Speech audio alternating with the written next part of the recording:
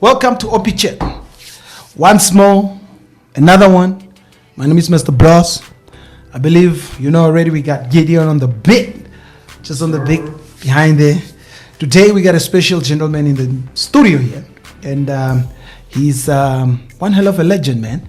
I believe, should I say 99% of the country and abroad know him. And then he has worked with a lot of musicians, actors, people out there that are in need of sound, especially assistants of sound, films. And this gentleman is well decorated in terms of awards and most of the things that are related to the entertainment industry. So, definitive, I don't know, some of you probably have guessed. Maybe you have read on the title. That's why you clicked it. You want to hear what the gentleman, should I call him gentleman or should I call him master or a doctor? So, I gave away the trick. His name is Dr. Mavovo Elvo Dirgat. Yes. How are you, sir? I am doing great. What an interview. Yes. The introduction was like really Beautiful, man. Beautiful. Yeah, no, man. thank you for the introduction. Yes. Yeah. On this podcast, my first question, I don't know what you call it. Should I call it is a idiotic or is it just a rhetorical question? Yeah. First of all, who do you want to be in this world if you are not Elvo? And it must be a living person and also a dead person. Two questions. I always ask those rhetorical questions in the beginning, more like called uncomfortable or something. Who would you want to be? Let's say that no, I want to be like I want to be Donald Trump. Oh, okay. Yes. Kind of like a Dead and alive. Dead and alive. Yes. Dead or alive? No. Alive. A person that is dead. Yes, I wanted to be like I wanted Quincy to be Jones. like that. Oh, Yes, that's me. even though the Or I person- want to be now like Donald Trump. He's alive. So both. Okay. Yeah, I think I can relate to that question. Mm-hmm. My what I'm looking up to and as a role model and since I'm a music producer. Sorry, it can even be a woman. It doesn't matter. Okay, but unfortunately it is men. Yes, it's Yeah, me. it's I used to look up a lot to the which is now he's still currently into production, which is Dr. Dre. The way he works is a perfectionist, and I look up to that. I and he's very successful in everything he does. So you And wish to that be is Dr. how Dre. I used to work. All my music when I produce, I it's what I looked up. And Dead? the person who's dead. Yes. Wait, who's dead? So alive, you wish you were Dr. Dre. Alive. And dead, you wish you were. I must think someone who passed on. Yeah. You know, was very successful in his life. He really made the impact, like Michael Jackson. You wish you were Michael Jackson. I would say no. It's the impact he did in the country. Like what? Yeah, I would have wished to have that impact at the end. Okay, so Elvo, there you have it, viewers.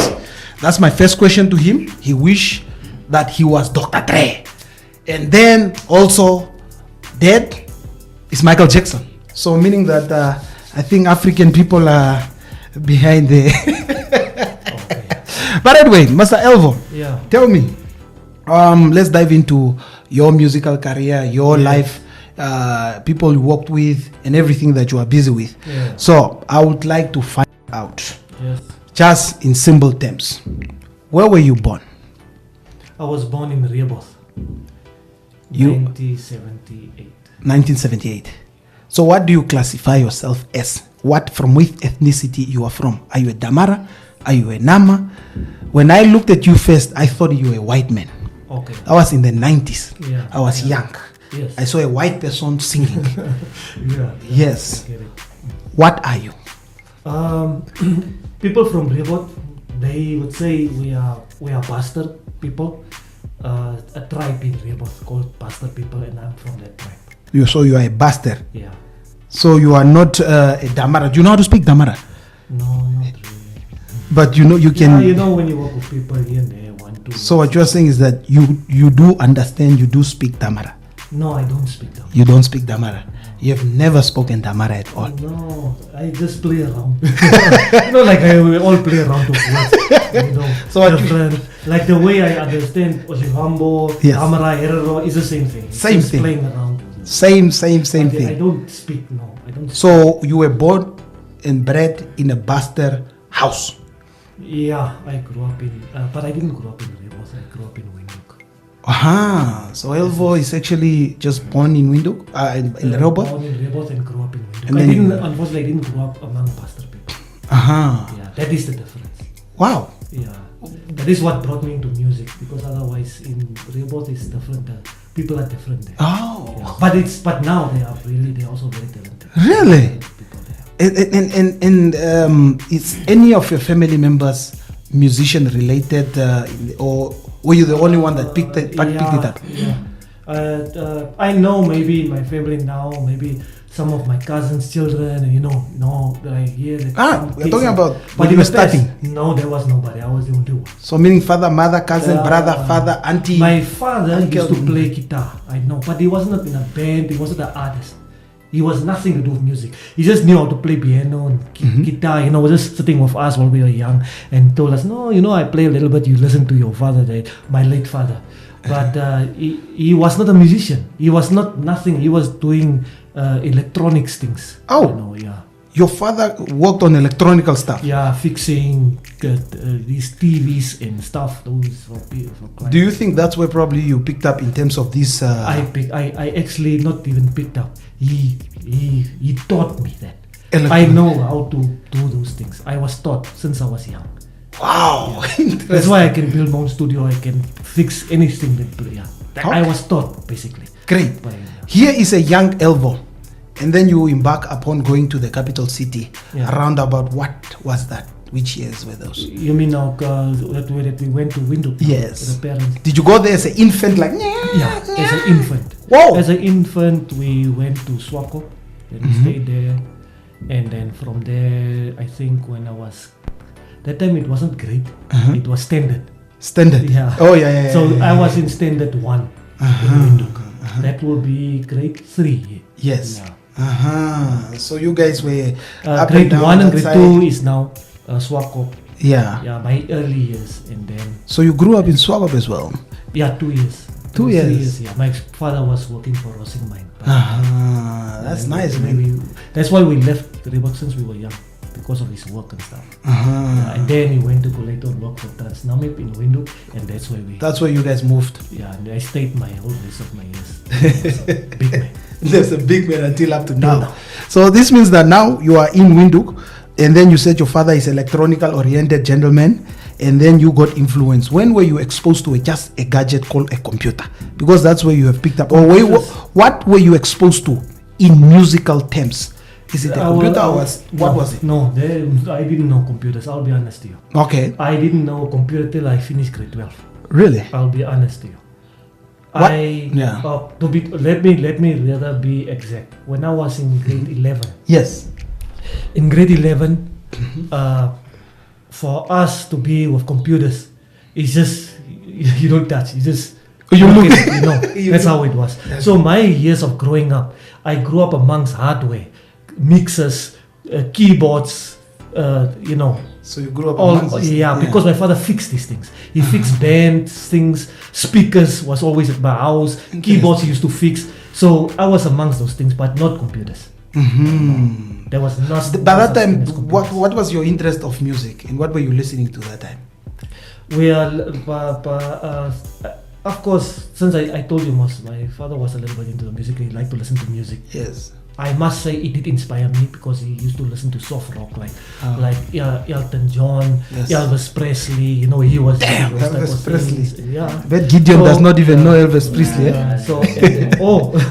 Okay, but yeah, I grew up with people, and then most now obviously with that soft rock type of feel. I grew up, but as I grew up most now, I started as my high school years. Yes. I started to fall in love with the hip hop.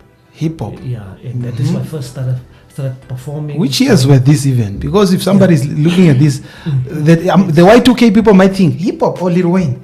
No. Which one? No. The 98 people are saying now about the youngsters, Naughty by Nature, NWA. NWA. That is what I grew up with. Yeah, NWA. Yeah. 1992, 93, 94. Yeah, Bone Thugs and Harmony and all that. that. Was not my high school years.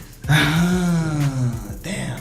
That was interesting, eh? Yeah. All right, so this means that In the you are 90s, now influenced by these things now. Yeah. And then you went to school. Yeah. What schools did you attend? Which schools did you attend to? The schools, it was different schools because we had to move up and down. In Windhoek also? Most of my school years is in Windhoek. Yeah, so but you still have to... Yeah, like Swakop master. Is this grade 1 and 2? So I remember correctly, grade 1 and 2 in Swakop. Yes. And then from grade 3 onwards, Mm-hmm. I think my whole years up till matric is in Windhoek. It's just Different schools, but Windhoek. Just Windhoek. Windhoek High School, I was there. I have been different schools. But yeah. What's the result, or why was it different school? Were you being expelled? Were you a troubled child? What was going on? It's because we were moving. Just moving. Also in Windhoek, we moved a lot, and sometimes our parents had to take us. Not just me. Yeah. We were almost now. We are a family. You were a full-scale family, Yeah, brothers, four sisters. children, two brothers. We were two boys and 2 girls. My brother also passed on now, so it's now sorry. only 2. Only the 2 of you. We are 3 most now. Me Yeah. and my 2 sisters. Yeah. He was the elderly brother. No, I'm the elderly brother. So you're the elderly brother. You're the firstborn of your father and mother. No, my sister. Oh, your sister. Yeah. Nice. Second. You guys are getting to know Elvo here. Yeah. Elvo was just born. He was not born in a big family. No, 4 children. Only 4 children, that's all. And then here you are, you're having an electronical father. So this means that I want now to go to the part of your musical career, how it started. Yes. So you are in Windhoek. What was your area that you grew up that exposed you to go to a studio, or was the studio close by? Because I remember back then I used to go and see that let me go to Boli Mutseng. Probably that's where I used to hear that the music are there. And that's the early 2000 now. Okay. What was your experience? No, for me it started in the 90s, in my high school years. So by that time I'm staying in Windhoek North. That is where my music career, the whole being an artist. I started first as an artist. That is where it started. We started as an artist we had a group called the Noble Lashes. Yeah, so I met my 2 friends, one the Angolan guy and one the Herero guy, so, and then me. So we were 3 guys, and we were doing music that took us up to Paris in 1998. 1998? Yeah. Okay, I want to ask you 2 things there. Are you aware of a place called the Dungeon? Dungeon Family. Just Dungeon. It's a place whereby most of the music were happening. That side of the mall. Yeah, I remember. You are aware of it? Yes, Yes, I remember please. that. What was that place called? I remember that. Where there was so many. Kennedy? Who's that guy who used to organize it? Yeah. John Kennedy, the Nampower. John Kennedy. Let me tell you about John Kennedy. Yes, John please. Kennedy was by that time in Yes. the 90s. Yes. That time I'm now group. John Kennedy was a presenter at NBC. We were the ones who made the advert called Nighttime, the radio entertainment. For the it was TV. us who made that advert in For the the 90s. for the TV. For the radio, NBC For the radio. radio. It Oh. was us. What? Yeah. Which one is that? Yeah. You will go ask John Kennedy. Kennedy. John Kennedy is in heaven. No, but we were doing that with him. Yeah. And we also did some adverts with what is the other guy? Oh, there was I forgot this. John Kennedy was working by that time at the NBC, the radio station. Yeah, there was. Yeah. Wait. I'm talking about John Keddy. John Kennedy, yes, that's Yeah. not Kennedy, John but just Keddy. Keddy. Yeah, they called him Keddy. John Keddy. John Keddy, yeah, he was a producer, not producer, but I think he's an executive At or a Nemo. manager for Legato. Yeah, Something like that. I heard so. Yeah, he Yes. later on went to go do some management. Exactly. He used to organize a place called the Warehouse or the Dungeon, where everybody used to meet Okay. and stuff like that. Okay. Were you part of those people? No, by that time I was not part. You were not part of that. Yeah. That time I'm now into the music industry. I'm running my own studio now. I'm being a producer by that time. Okay, tell us about the Namibian music makers. The Namibian music makers was for the 90s. It's now similar. I think it's where the awards grow from there. It used to be the NBC made music makers, so they will pick up. It's like if I would remember correctly, you go through rounds. First round, second round, and then if you go the third round, then you are then you qualify to be part of the music maker. So you have like a radio round. You first have a round where you go in the studio. The NBC call you in. You go stand there in front of a mic. They make you sing. Just that. Live. No instrument, nothing. Just you and the mic. That's a cappella. So they listen that. That's the first round. Then if you survive that, you go to second round. They take you now to the studio, and then the producers there they give you an instrumental, and then they record you. And then the recorded song goes to the radio and they play it to the viewers. If the viewers like that music, you succeeded, then you go in the top list and then you succeeded to go to the music maker now. Whoa! Interesting! That is what was happening. That's how we ended up in Music Makers, 1997. So we went through those 3 rounds. So meaning that all those 3 rounds you went through, you made it to the top. 1996. As Noblicious or is Noblicious? You as a single person? This is not Noblicious. Noblicious was a group of how many people? 3. Yeah, me, which Elvo. The other guy is called Armando. It's an Angolan guy. And the other guy was called. The other guy is a Rero guy. His name is Prince. He's now staying in Europe. He moved since his. Maybe it's now like 15 years. Do you think that is the Namibian music mayor has contributed to you being in the music industry, or how, or to see your potential as an artist? Sorry. That Namibian music maker, the one that used to look like it's an award. Yeah. Is it what encouraged you guys? Were you guys like, okay, there is a call out, let's go and apply, or did somebody give you and say that no, please give it a shot? No. Did you guys doubt yourself or anything like that? What happened is, what happened? I told you now, we were already at NBC, going up and down before the. You used to going to NBC. So it's through NBC how we found out as the music maker, because we were just a bunch of kids, high school kids. Yes. Doing your music, and you are at your house there. We just practicing and you're doing your thing. Just doing it for fun, but also it's because of our passion. Yes. But then NBC radio was also in Windhoek North. Still where it is. Still where it is. Okay. It was there. So we just took a risk, and went in, because when you play around, you see this building like, you know what, guys? One day we'll just go in that door. That's what we did. Really? So you understand. So I think that is where the whole pass through is what made us. It opened doors for the music maker. We started knowing people. The presenters started calling us. Sometimes they will just like see us out of there. Sometimes we'll run in. Then we'll be like, no, we are doing music. Then they will see us like, you kids, just get out of here. And then we will always come running. Always come. Till one day, this John Keddy guy was like, man, these kids always sit on here. Yeah. What do you do? Then we said, no, we are doing music. We always at home. Sing. What can you do?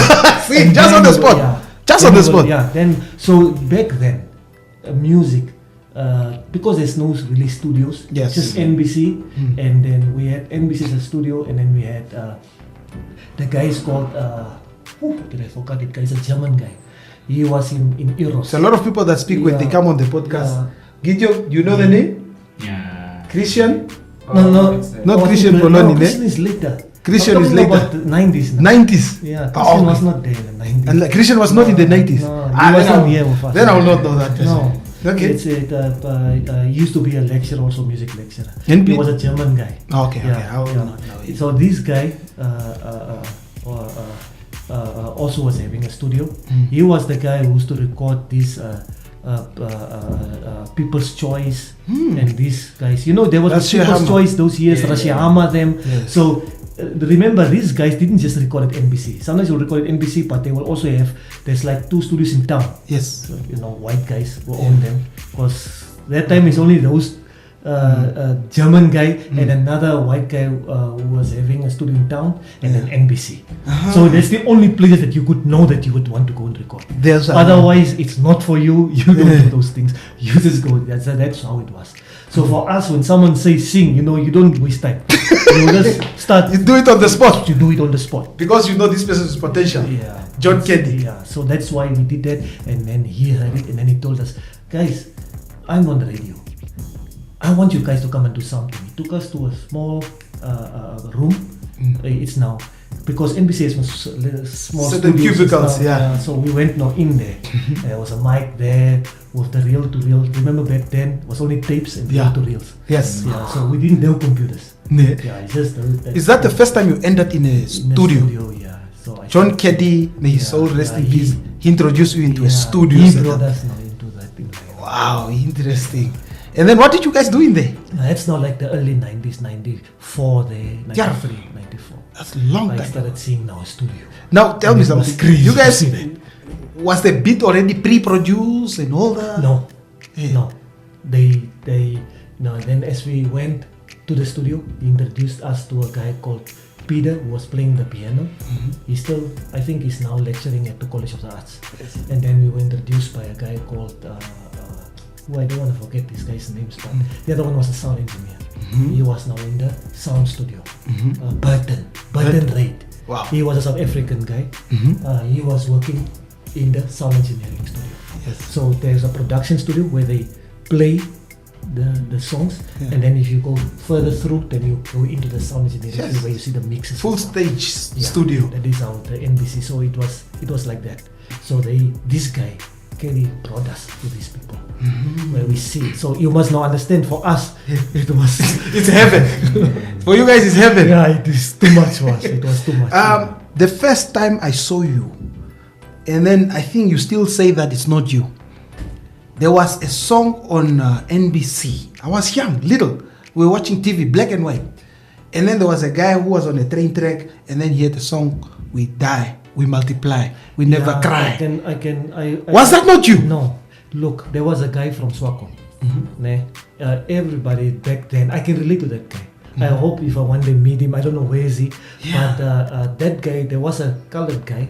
But he looked like you. Yeah, a lot of people even that time said so. Yes. That's why I knew I could tell you it's not me, because it also happened that the time when we came out, he also was one of those first artists that used to do music. Hip-hop music. Yeah, people just thought it was me. Yes. Yeah. He's the first. Actually, in Namibia, that's how I know it wasn't. So I just wanted, because he might hear me somewhere or hear me on interviews, and I have to tell the truth, because I mean, he can be a big man coming now. We are all big men.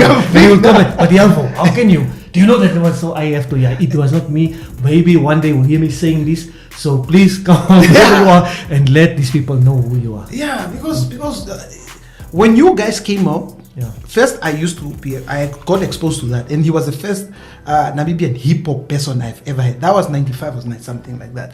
Yeah. And then here come a music video of Nompolicious where you guys were around a fire or something like that. That is Bolly Mutseng shot that in Windhoek North. Yes. I said I was staying in Windhoek North. Yes. Now then, just imagine the reference of "We Die, We Multiply" guy. Come you. It means that this "We Die, Multiply" make another song. Because he looked like you. Die and Multiply started releasing his own song that same time while we are also doing our thing. Exactly. Yeah, that's why it sounded. But Die and Multiply was he never pushed him to go to like. He never went push himself forward. But he was. I'm sorry to say that maybe might hear me somewhere saying this, but like awards or going there, So otherwise we could have known who this guy is. Yeah. Yeah. So this guy just had this one thing also. He just have this one video. And it was nice. And it was super nice, and it was as Namibian by that time when we were liberated by the political struggle we had. Yeah, it was actually him, and it was who's Ibaba Bayo on the Sunday afternoon. Sunday afternoon. Yes, started also the same time. That was also during 95. 95. Yeah, 95, 94. Yeah. So that's the same time when we are releasing our song called. It's a West Side thing. It's a West Side thing. It's a North Side thing. Yeah, a North Side thing. Sorry, I'm even old to remember. But it's way back. So this song goes, it's a North Side thing, it's a West Side thing. So our group was called, by that time, Harmony Clash. Still later on, we started calling ourselves Noble Lashes. So it was, that's why you see the song was going, is on north side, west side, how many clash now putting me down, is that? So this is the style that we started doing, this fast type of rap style. It sounds like Bone Thugs and Harmony. Was it influenced by so we were also being influenced by the Bone Thugs, because remember Bone Thugs also from the 90s. Yes. So I started listening to Bone Thugs, Trash from Naughty by Nature. I even met Trash personally. Really? That's how far I went. I was really serious with my music. Oh man, So, he came down here. Yeah, I met the Wailers for Bob Marley. I met those group. I met Trash already live. I met. I will not know who's Trash though, but Trash is from Naughty by Nature. Oh, Naughty by Nature was a group. Naughty by Nature is the song. Hip Hop Parade. Hey, oh, hey. That's what So I grew. Naughty by Nature was a group, right? Yeah. And then who was the main singer? What was his name? What was this? Yeah. Okay, but I know Trash was Yes. the main. Was one of the lead singers there, and there were two by the time. Yeah. Yeah. So you met Trash, the lead singer of Naughty by Nature. Yeah. I know him. Trash, yeah. It's just that name is not Yeah. coming through, man. Uh-huh. This is now when we traveled to Paris.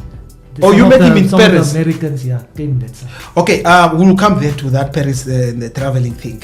So this means that you guys, Bolly assisted you, Yes, with our first. and then this song, who produced it? The one, your first song, the one that we used to sing. Our music was produced when we won the music makers. Yes. We didn't have anything recorded except most now what Kerry did for us. Kerry, that advert we did for him. Yes. Yeah, we did something like nighttime the radio, entertain when I catch the radio. Wow. Night you. And it used to play. Yeah. So that thing was playing, every night, and I mean. What was the feeling when you heard your music on the radio? Because a lot of artists, they're always overwhelmed by that. Yeah, of course. I mean, as a kid, you obviously it was like for us. It was to get crazy. celebrity strike. Did you get goosebumps of celebrity? Yes, of course, yeah. That's the guy. Yeah. Did the people knew around you? Yeah, my goosebumps started most now while I was like 15. I'm talking about I'm 14 years old. Just 14, 15. you started music at that. Yeah. So I already started doing adverts by then. That's a long time ago. So that's where my I can't say career. That's my beginning. Mm-hmm. Exploring. And my everybody exploring started there. Uh-huh. Yeah, but when I'm here 18, 19, no, I'm doing the thing. Okay. Tell us about an incident that happened almost at your school. David Bezendehood. Yes, I finished my matric at David Bezendehood. Yes. Regarding were you really forced by the principal to finish school, or what is it? No. Or is it you? No. All I know is back those years. As there was a school called Boys Pioneer. Boys Pioneers. Yeah, I was there. I finished grade 8, 9 and 10. Mm-hmm. We went there. Now this is a school for kids that, of course, when you do something, I won't say I was naughty, but when you did something that's wrong, then they will send those kids to that school. That school is like a school troublemakers. I don't know how I ended up there.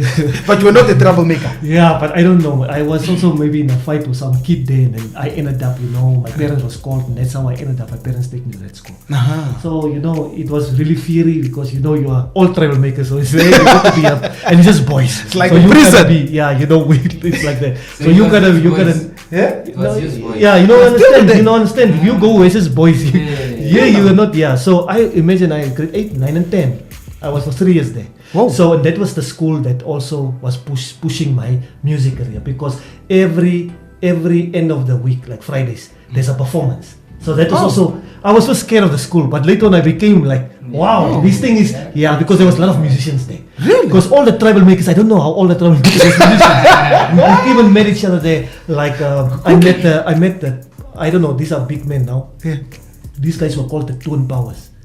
These guys were the hip hop. Everybody was like talking about them, and they were the biggest troublemakers. But when it comes to music, they know what they're doing. So every time on break, like when break time when you go eat, we come together as a crew and then sometimes freestyle. So I started taking part. But they were trouble guys. Yeah. So if you lose, they get you. So you make sure you win. They get you, like beat you up. Yeah, they beat you up. They take a tire, put it on your head. You go run around and stuff like that. They do things like that to you. Damn, if you lost, what? Who was the what- judge to judge you that you lost? It must not the bigger guys. So us are grade 8 and then the grade 9 and 10s are the ones judging you. So you say most you are a musician. Yeah. Oh, you say you can sing. Fun. Let him sing. Yeah. They are sitting there, just loose. So that I think was also pushing. So meaning that you didn't lose. No, you can't lose. Who wants to run over tire? It's so big. Elvo. So you push. Wow, that's interesting. Yeah. But so meaning that all the competition pushed you my won music it. career.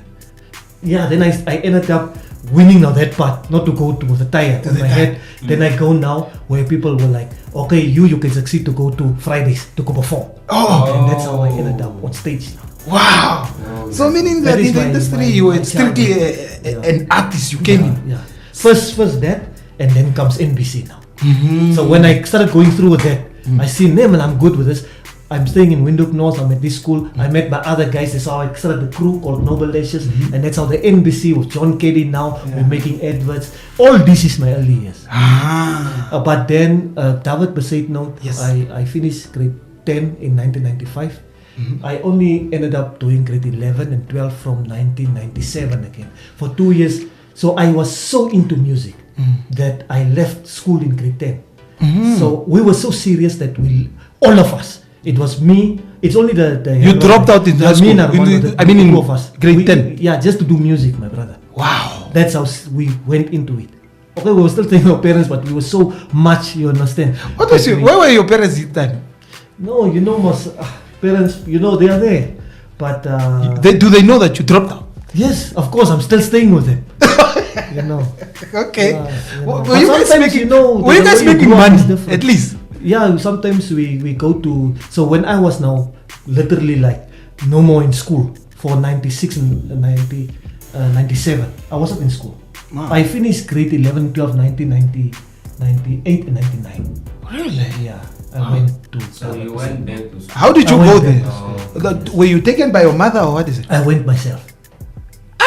I went to register myself. Tell us about that. I went to the school. Me and Armando, we went in. Oh, Armando also quit. Yes, for the music. Okay. Yeah. Great. So after 2 years, running around, we did most now. So that 2 years is now where we started. Is now where we started taking our music serious. We are going now into the NBC thing. We had time. Yes. We are pushing it every day at home. We're just there doing music. That's how. I think that 2 years really, and that's where I started learning to do. I started my first production. You know how I did my first production? Wow, please tell us, how did you start your first I production? know some people will not understand this, but we didn't have computers, we didn't have CDs by the time we were listening on cassettes. So we had something called a double deck cassette player. It's a tape and it is double. There's two cassettes that go in there. Yeah. So now what I do is, I have now my one cassette with the music on it, and then the other cassette is the clean one. You can now dub. Yes. On the other Oh, one. yeah. So now what I do is, I forward the music to the part where the people are not singing. It's just only the instruments playing. Yes. And then I have my finger on the pause on the tape deck. Yes. Yeah. So it's almost like a DJ. It's like you are literally physically producing. That is how not I make software. my first beats. No. Okay. On a double tape deck. So as the music is running, I'm listening. As they are singing, then the music starts. Then I leave the pause. Then it's recording that part. Wait, and then empty. just before you want to start singing, I pause again. Then I rewind again. All right, we are making the beat. It's like a looping. Yeah, the loop. That's how I made that loop. And was that loop? But now you have your pause must be on time. It must be. Yeah, you need to have your timing right. Yes. So that's how I made a beat of at least about 2 minutes. And that beat we use now, that cassette, to go around schools and we perform like that. That's impressive. Wow! So the physical That is how- production, that's my guys, man. If you are a producer out there, the struggle was really in those 90s. People have to cut just that part, meaning that you use people's beat. Yes. Luckily that time there was no copyrights and other things. It was there, but not that deep. And hip hop also, you don't get hip hop music. There was nothing. It was banned here. So Banned? By what? By the radios, because of the words they are using. Nigga. Yeah, you're not allowed to use nigger on radio. You're not allowed to anything. Motherfuckers, nothing. flap, You're not what, allowed what. to use those words. So it was banned on the radio. Is it So those music- Namibia the banned? whole Namibia, you don't bring music in Namibia like that. So how do we But the get? same was that hardcore, eh? Yeah. So how do we get the hip hop? Some of your friends are going most to Cape Town. Or Yes. someone have traveled. Yeah. My brother, you're waiting for that guy to come back. Just to listen to the hip hop. He's bringing the music in. So we had like a deal like that. That guy is bringing. He comes with a lot of cassettes. So we knew already there was a one guy, he was a Kryptonian guy, Yeah. friend of us. Yeah. He was staying in Nook North. He was our The guy that pushes the things now. Yeah, he's the guy bringing the music to us. Bringing What type of music was he He bringing? brings cassettes. So he could dubs it there. You know, Oh, because to in Cape bend Town it you there can more bend like it more. it. Yeah. And he brings it now. Then he will tell us, listen, guys, I'll be from my holiday. I'll be back after holiday, maybe after a month. Yeah. My brother, we had that guy. Yeah, waiting. Whether his mother standing there, we are going in. Yeah. So then is how we The kept music it. that you is the ones that you told us about. That it's NWA, Snoop Dogg. That's how we get that music. From, Yeah. He brings it for us. Damn. Yeah. So meaning that the NBC did not Nah, want we don't to get music in Namibia like that. In that time, Radio Energy, what commercial other radio station were there? No, we only knew NBC by that time. That's all. Yeah. No any other radio No, station. there was Not even KCR. No, there was KCR started later. Okay. It is not before KCR even. Yes, you guys struggle with dumping and all that stuff. So meaning that I actually never knew about that chapter of Namibia that there was Maybe KCR music. was there. Let me not be mistaken because Yeah. there must be guys from the past. In the 90s it was there. But not like what NBC was doing. I Mhm. mean, if you reach to NBC, Yes. it's like you made it. You made it. Yeah, Yeah, no, that was like it. you won an award or something. That's basically what I'm trying to say. That was the thing. Yeah, so, I mean, if you can get into NBC, it's like you went into a Hollywood studio. Hollywood It's like, studio. man, I've been at NBC BC. studio. Man, you know that. You know, it's like you don't go in there. You don't go in there Nah, unless you are going with You must be authorization. really good. With you must be really good. Yeah. But those guys are So strict, brother. I want to come to the part whereby you said, okay, how you jump now into production. You are an artist, you are a group, and then you jump into production because of what? Were you frustrated that you are not getting No. what you wanted? No, it was nothing like that. What was It's it? after Paris.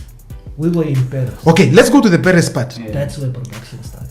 Okay, you guys went to Paris because of what? Because of Namibian We won Music a Maker. competition at Music Maker. And which But night- Music which night Maker is this? didn't take us there. Hey, It was a French lady.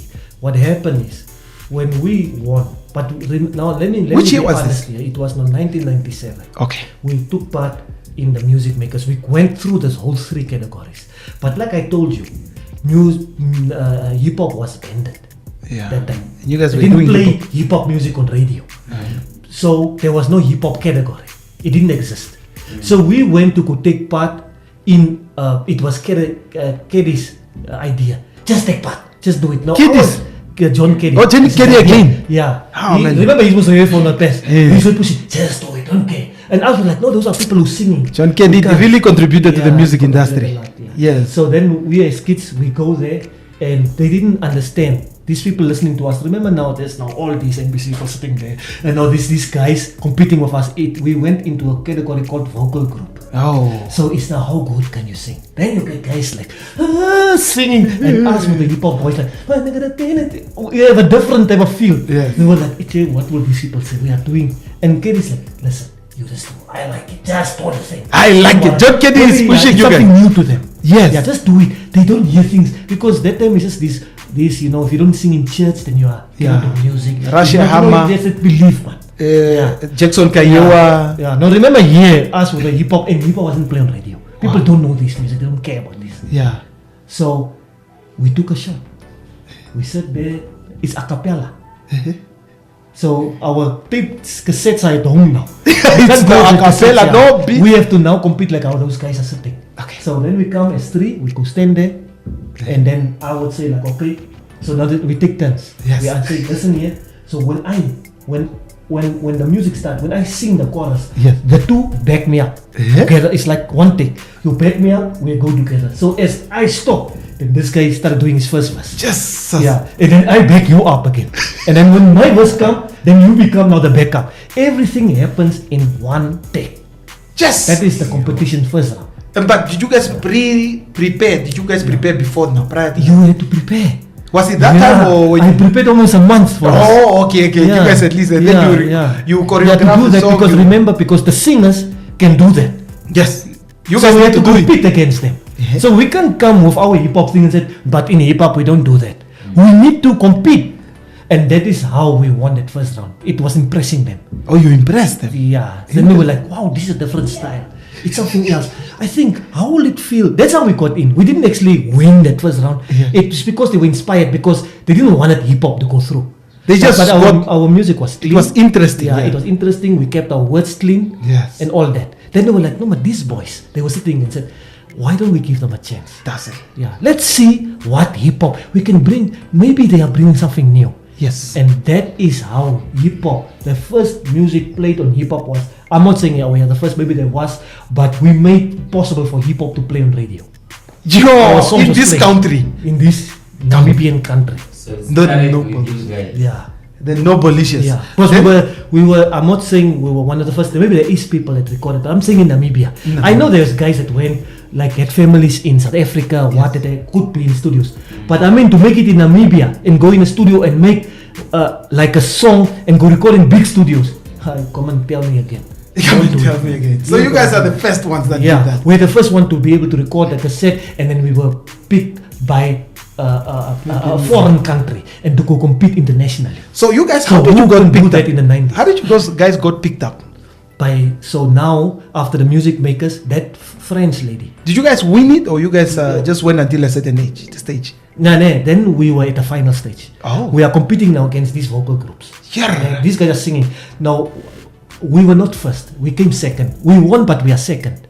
But the crowd and everyone was saying, no, but these guys are supposed to win. No, why we couldn't win is because it wasn't our category. So there was an issue there. Oh, They were yeah. Yeah, these guys could have won if they had their own category.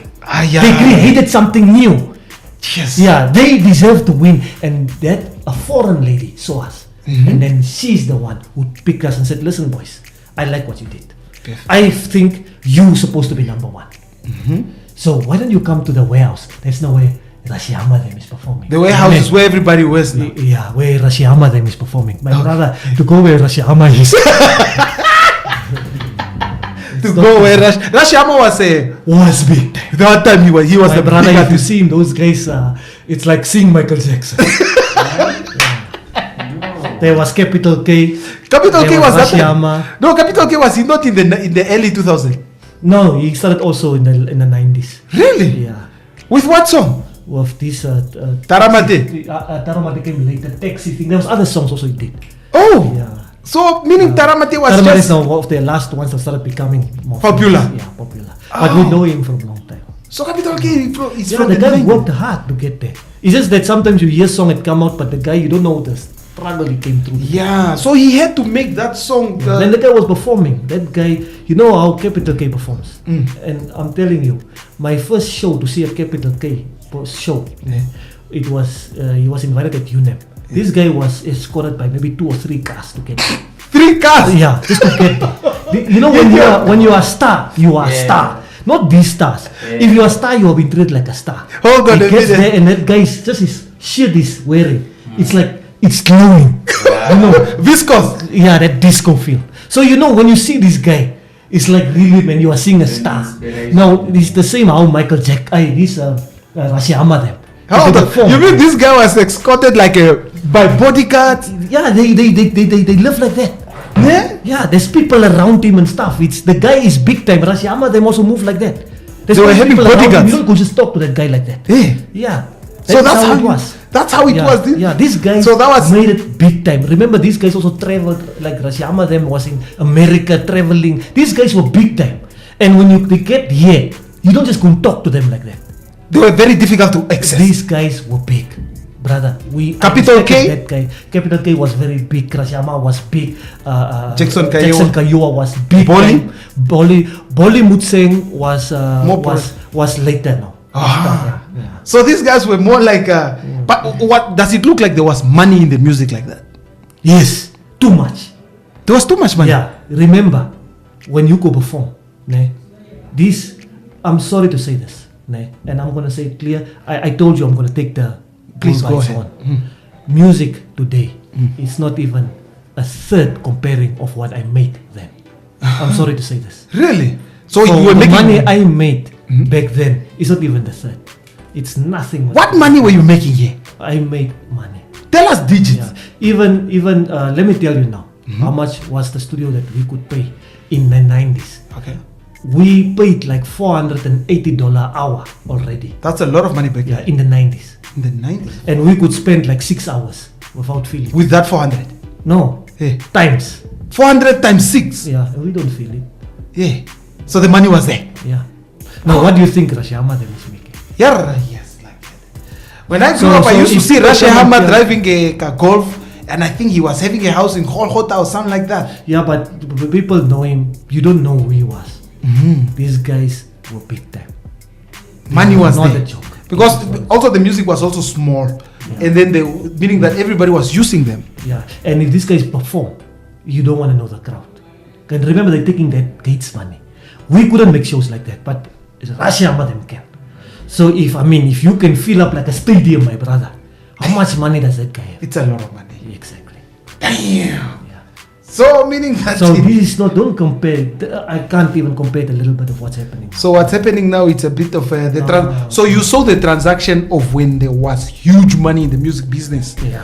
to up to now where people have to share a show and Yeah. the You money. get paid if you get on stage just to get that few minutes, like 5 minutes on stage, or not the 5 is a lot. That 2 minutes on stage, like a one song to perform. Yes. You can easily step away for 2 grand. 2 grand. Fast. Those years. Yes. Man, that's a lot of money for Yes. those years. Yeah. That's why you work hard to get there. Damn. Me, when we traveled to Paris, they paid my parents out for like 6 months. You mean they paid before you guys go? They gave also first my parents money. They said, no, don't worry, we'll take care of the kids. You see, life is like that. So it's like you were signed up. Yeah, you were signed up for that time you are there. They give your parents. How money, was your money parents like this. taking it? How did they see that? They thought like this. My kids are gone now. They're not coming back. But we had to come back. Damn. How old were you guys back then? I'm now when I competed internationally. Yes. In Paris, I competed against I think 6 different countries Oh. in Europe. And you were the only And I Namibian. was in Virgin Records also. They took us there. Yeah, in Paris. I met a lot of, but it was also Paris, Yes. Wow. I Wow. already was in the big. That was really interesting, eh? Gideon. Yeah. Yeah. All right, let's go to the part of So that's why I producing. told you what inspired me. Yes. Because that's now where I saw. I Yeah. see the producers now. I met the big industry. So you actually So when I went- came back here, this is too. That's why my friend, which is Prince, the Herero guy, Yes. he left again. He couldn't take this life again. Because Namibia was very It's too down. slow for him. Yeah, it was too slow. He told me straight, listen, Elvo, I'm gonna save up money and I'm gonna take the plane ticket. I'm going. I'm gonna start my life in Europe. He's now staying till he's now for how many years? Till there is Till in now. Europe. Yeah, he got his wife, their kids. He's a European now It's because of music. because of music. That is But lacking yeah, he there. became something else. most And of then the you time. took the idea that Nice. I cannot leave this country. There is no. By that time, producers were not really accessible. If you don't have a foot in the door of NBC. Yeah, So no, but now, I also to check after my parents. My father also wasn't well. Yeah. There are a lot of things when you came back here. You want to check. your but you had parents. money. Yeah, I could still make money. Yeah. Okay, so I want to go to the part of producing music right away. Here comes now. What was your first or the few artists that you produced for, beside yourself, beside your group, Yeah. and what was the program that you used to? Let me start from where I started my first productions. My first productions, like I said, was in the 90s. That's the DJ story with the tape decks. That's my first. Yeah, step. away from there. So let's step now. Yes. So now working on computers now. Yes. From the hardware, I went to start my first computer type of productions. Was starting in the year 2000. Okay, that's when you got exposed to a computer. 2001. I got exposed to the computers. Whose computer was it? Hey.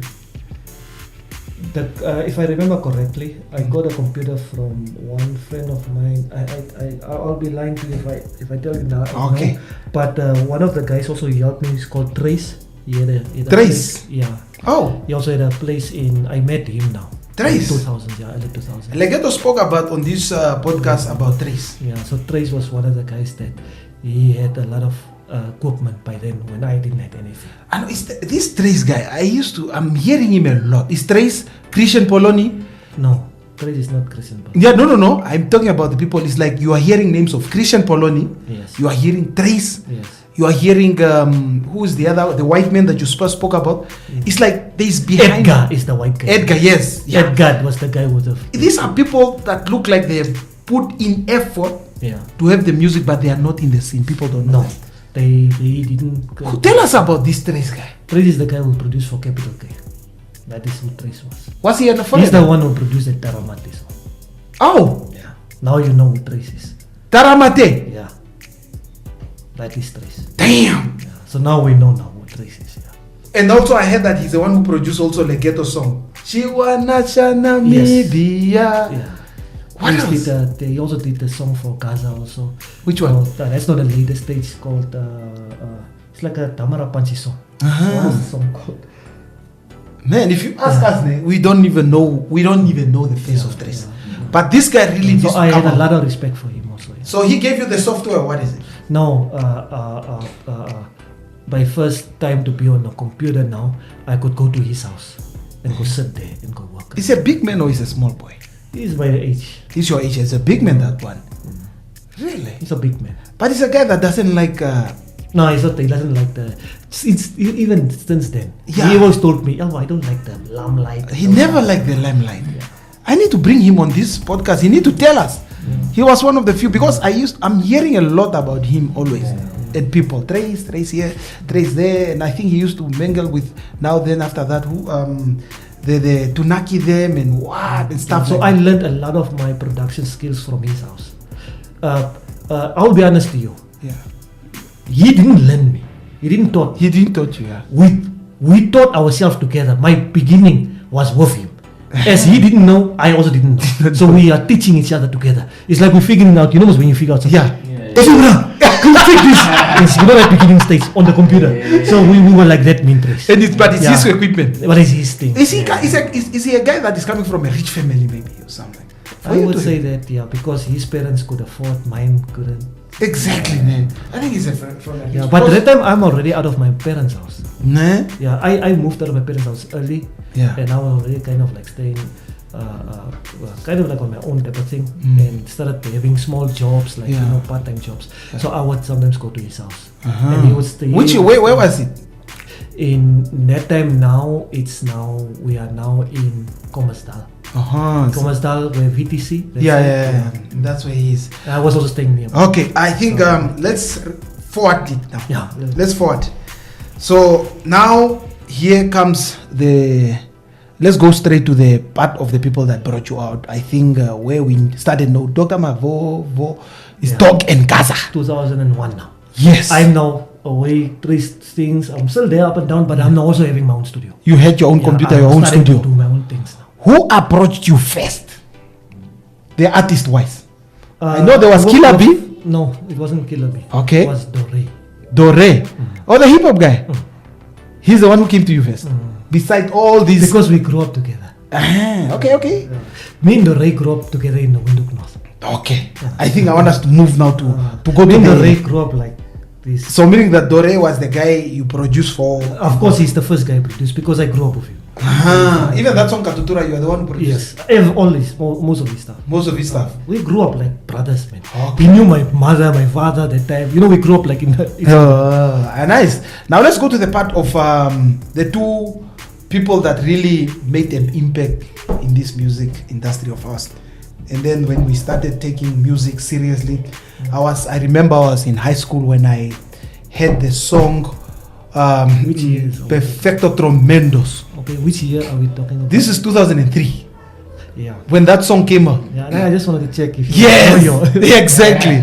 So the first song, I think between we used to hear first of all between Dog and Gaza, it was mostly Dog, because they came with the song of Ghetto Life, on the holo, Ghetto Life, oh Ghetto Life. That's not you who produced that. When did you step in the picture and what song did you produce first and for who? Between Dog and Gaza. I worked with them together. They came to you at the same time? No. Who was introduced by who? Is it true that $6? $6? Yeah, brought those guys to me. What? $6 brought Dog to me. $6? Yes. The Kwaito guy? Yes. You mean $6 came not even before Dog and Gaza? $6. You're joking? Yeah. Wow. Because Dog and Gaza pop out. Then $6 followed. Is that not just because look, I let me be honest, I don't have so much to say about Dog and Gaza. Yes. But right now, all what I can say is that I was introduced. $6 introduced the Dog to me. That's what I know. And the Dog brought Gaza there. And that's it. Me, I thought it was Killer B or either Johnny Camps. No, then those guys came after now. Oh, they came all after. Like was it Johnny Camps came now? Yeah. What's the guy from Fundula? Josie Joss yes. came after. All these guys now coming. You are the one who They produced all also in coming. Fundula. No, I didn't do it. Oh, The white guy. Oh, it's a white guy. Wow. The white guy. I'm it's really Edgar, shocked to if see I'm not that. I'm mistaken. really No, shocked. it was David Terran. David Terrell, eh? David Terran also was. David Terran, they came now in the early 2000s. Yes, that's After again. Edgar now. He's Yeah. also the other David one. Terrell is also a name that is mostly being spoken, but it's not seen. He's in South Africa now. He's a South African. Okay. he's Yeah, not- I just want to go man to this part of. So Dollar says he didn't do music that time or how? $6 did. But he was He not made music. popping. He was not even. No, but it depends. Look, Yeah. other people were having that that upper hand where like I said, I'm not here to try to talk things about Dog. Let Dog and Gaza talk about themselves. Yes. All I can tell you how I found them. I found them with a white lady who helped them. Yeah, the $6 RC Ghetto Records or Yeah, something like that. they had their records with Yeah. Charlie 100 and what Yes, helping yes. them. $6 came in on his own. No, yeah. So there's a difference. He approached you. Yeah, you understand? He came on his own. He's doing his own thing. So when you do music with a helping hand and you do music on your own, who goes faster? Yeah. The one with the helping hand. Exactly. It's obvious. Did you? Okay, he came to you as a musician. Dollar says Yeah. because that was early 2000, I think Yeah. so. Yeah. Even that guy for about Oh, I produced that song. What's the guy's name? barbecue or something Yeah. like that. All these guys are now from Gaza. This about guy. About, yeah. All this is now. was Simeone or something like that. Yeah, these are all of the songs I produced. I started now, my early years. Mm. Perfecto Tormento, Si Dolo, all this. Damn, man, I'm really shocked about Dollar says, man. Yeah. Really? $6 later when I started giving him a hit song that, what is the song called? No, it's we know it. It's the one of Dollar says Then I started Dollar giving says him because but that time he came later. he came later, Yeah. and people knew that. No, but he was because the first guy with me. he was the first one. Yeah. One of the first. So meaning Not that he was the one first of one to come out first, even before Dog and Gaza. Even Yeah, if you talk about Dog and Gaza, he's first. he's the first He one. come to me first. Oh man, interesting. Yeah. I don't know whether you know Dollar says, Nah. but I'm busy speaking to him so that he comes through and spoke about this as well. Yeah. We Yeah. still talk on the phone Yeah. sometimes, you know. Yeah. Man, that guy came long time ago. Yeah. All right. In terms of there are specific songs that I want to ask you still, Yeah. that how you produce them because they were just too. And the specific one is I still have to go to the one of Perfecto Tremendos because that beat is so. I feel like till today people cannot produce that beat. It's so beautiful to the point whereby instantly when it hit the radio and the television, it's done. How did you produce it? With what software did you produce that? Perfecto Tormento. Yes. I did it with Reason. Reason. Yeah. Reason 1.5. Because now we are at 5 or 10 or something like that. 1 point something. Please take us through. Is it because of Kalakata that time came out, or what made you just to have this aggressive beat? It was the years of the Kwaito. Kwaito was there, obviously. South African Kwaito. Well, we are listening to Arthur McCarthy and all these artists were there, doing music. So, and I came from a hip hop background. So I used my hip hop background, trying to do Kwaito, made a mistake, and I came up with this Namibian Kwaito. By mistake. Okay, It's so- like I'm supposed to make a mistake because I didn't do it correctly. And that not doing it correctly became a style. Uh-huh. Yeah. Most when you try to do something. Yeah. Like you say, let me try Kwaito. Try, Yeah. So- So now that trying, you actually wanted the thing to sound like this way. But I couldn't make it sound exactly like what you want. And then it became now a Namibian Kwaito. Did you give it to him, or you pitch it to him, or No. What We are happened? doing it on the spot. you do it on the spot? Yes. Is that how For you used to 10 produce years back I then? produced like that. On the spot. On the spot. So My I whole- come in for maybe how many albums? So on the spot. your creative process in the music industry, let's say the studio, somebody step in and say that I want a beat. Can you present me You beats? sit there, I play. Nah? Yes. Sure. I worked like that for 10 years. Really? I have a. Is that how you still do it?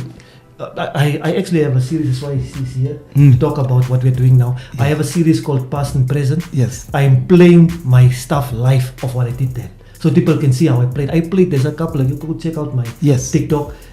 I'm playing a Picky live. I'm playing Yeah, I saw it. Tomatoes live. Yes, to show them I play. That's how I work. What's to work is what I know. Yeah. Yeah, I play. You come, sit there. Did somebody I play. disagree with you on certain thing in regarding to making a beat then? Like, because I believe on the spot making can have a lot of push and pull.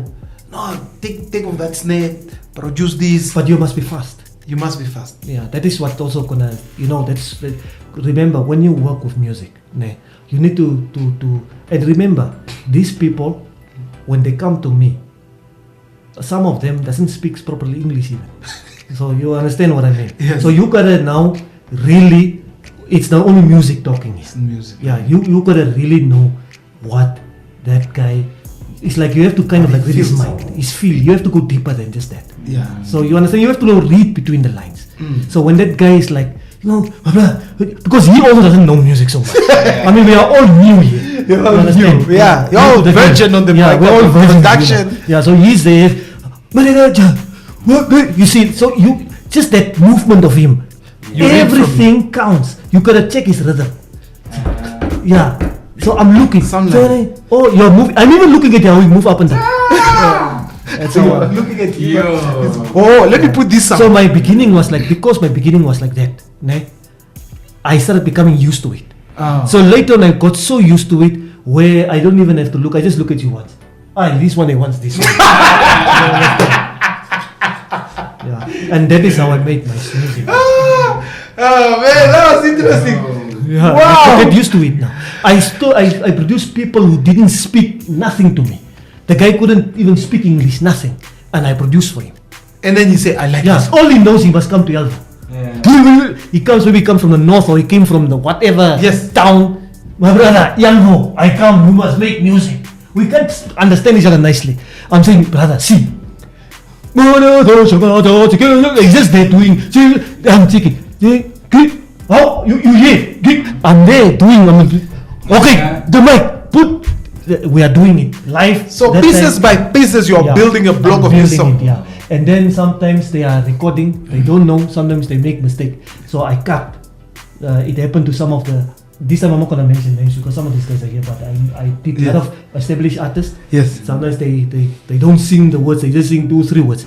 I'll take it. Remember I told you back in the day I used to be the guy doing the dubbing. posting. The So I'm dubbing. taking now all those Yeah. that I use experiences, and then I take his vocal, I cut, I make a chorus, make it. You see, that's not like, for Yeah. example, I think I don't want to mention that. No, you all did, but we have to answer them. We have to go around it, because on that song also, the reason why I'm going to the Perfecto Tremendo is because I was so impressed. There is a part where All those things. I'm doing. Is it part of the beat or was it Dog doing it? It's me doing that. You did that. Yeah. Yeah. You did it with your vocal. No, I'm putting effects, I'm cutting, putting, sometimes here. Sometimes he got not used to it, and he also sometimes do it himself. Yeah. But the start, it's, Wow. you must work like a producer and a DJ at the same time. Damn, you were really producing. Yeah, I went all in. Remember, Yeah. I started my life early. The reason why I went 24 hours into the whole music thing, and this is something I really want to talk out of my heart. Yes. Music to me was my life. So I didn't do music as a hobby here. It was my passion. It was a hobby. But then it became, if I don't succeed, I will be on the street. I won't be able to pay my rent. That started already in my early 2000s. Yes. When I worked with the Dog, Casa, they became their first albums. You understand? Yeah. If I don't do it, I started my life early as living a big man's world. I have to pay my own bills. Exactly. I didn't have, like, my parents was there for me. Like I told you, I went matric. You see that 2 years I was not in school, and I went back to school. Yeah. I'm now doing things on my own. I went to school on my own. You took grade yourself 11. there. I You have started to at beg the Big principal. Man's World. I went to the principal and they told him, listen, I want to be registered here. I want to finish my school. So I had to leave a big man's world already in grade 11. Wow. And that was 1997. So when 1998, 97, 98 there. Yes. So when I started producing in 2001, I mean, come on, I know that world already. In your- And then I started meeting dog guys in 2001 too. I had my own place. I'm having my own house. These guys are coming from their parents' house and what. You had your own house I'm that having time? my own house. You are paying off. You are paying I'm off. paying my rent, my own house. So all those Yeah. songs, I'm all those literally early like songs 21, of 22 years old. I'm there. all those early songs that you produce, you were in just strictly in Ochomise. Yeah, I'm living.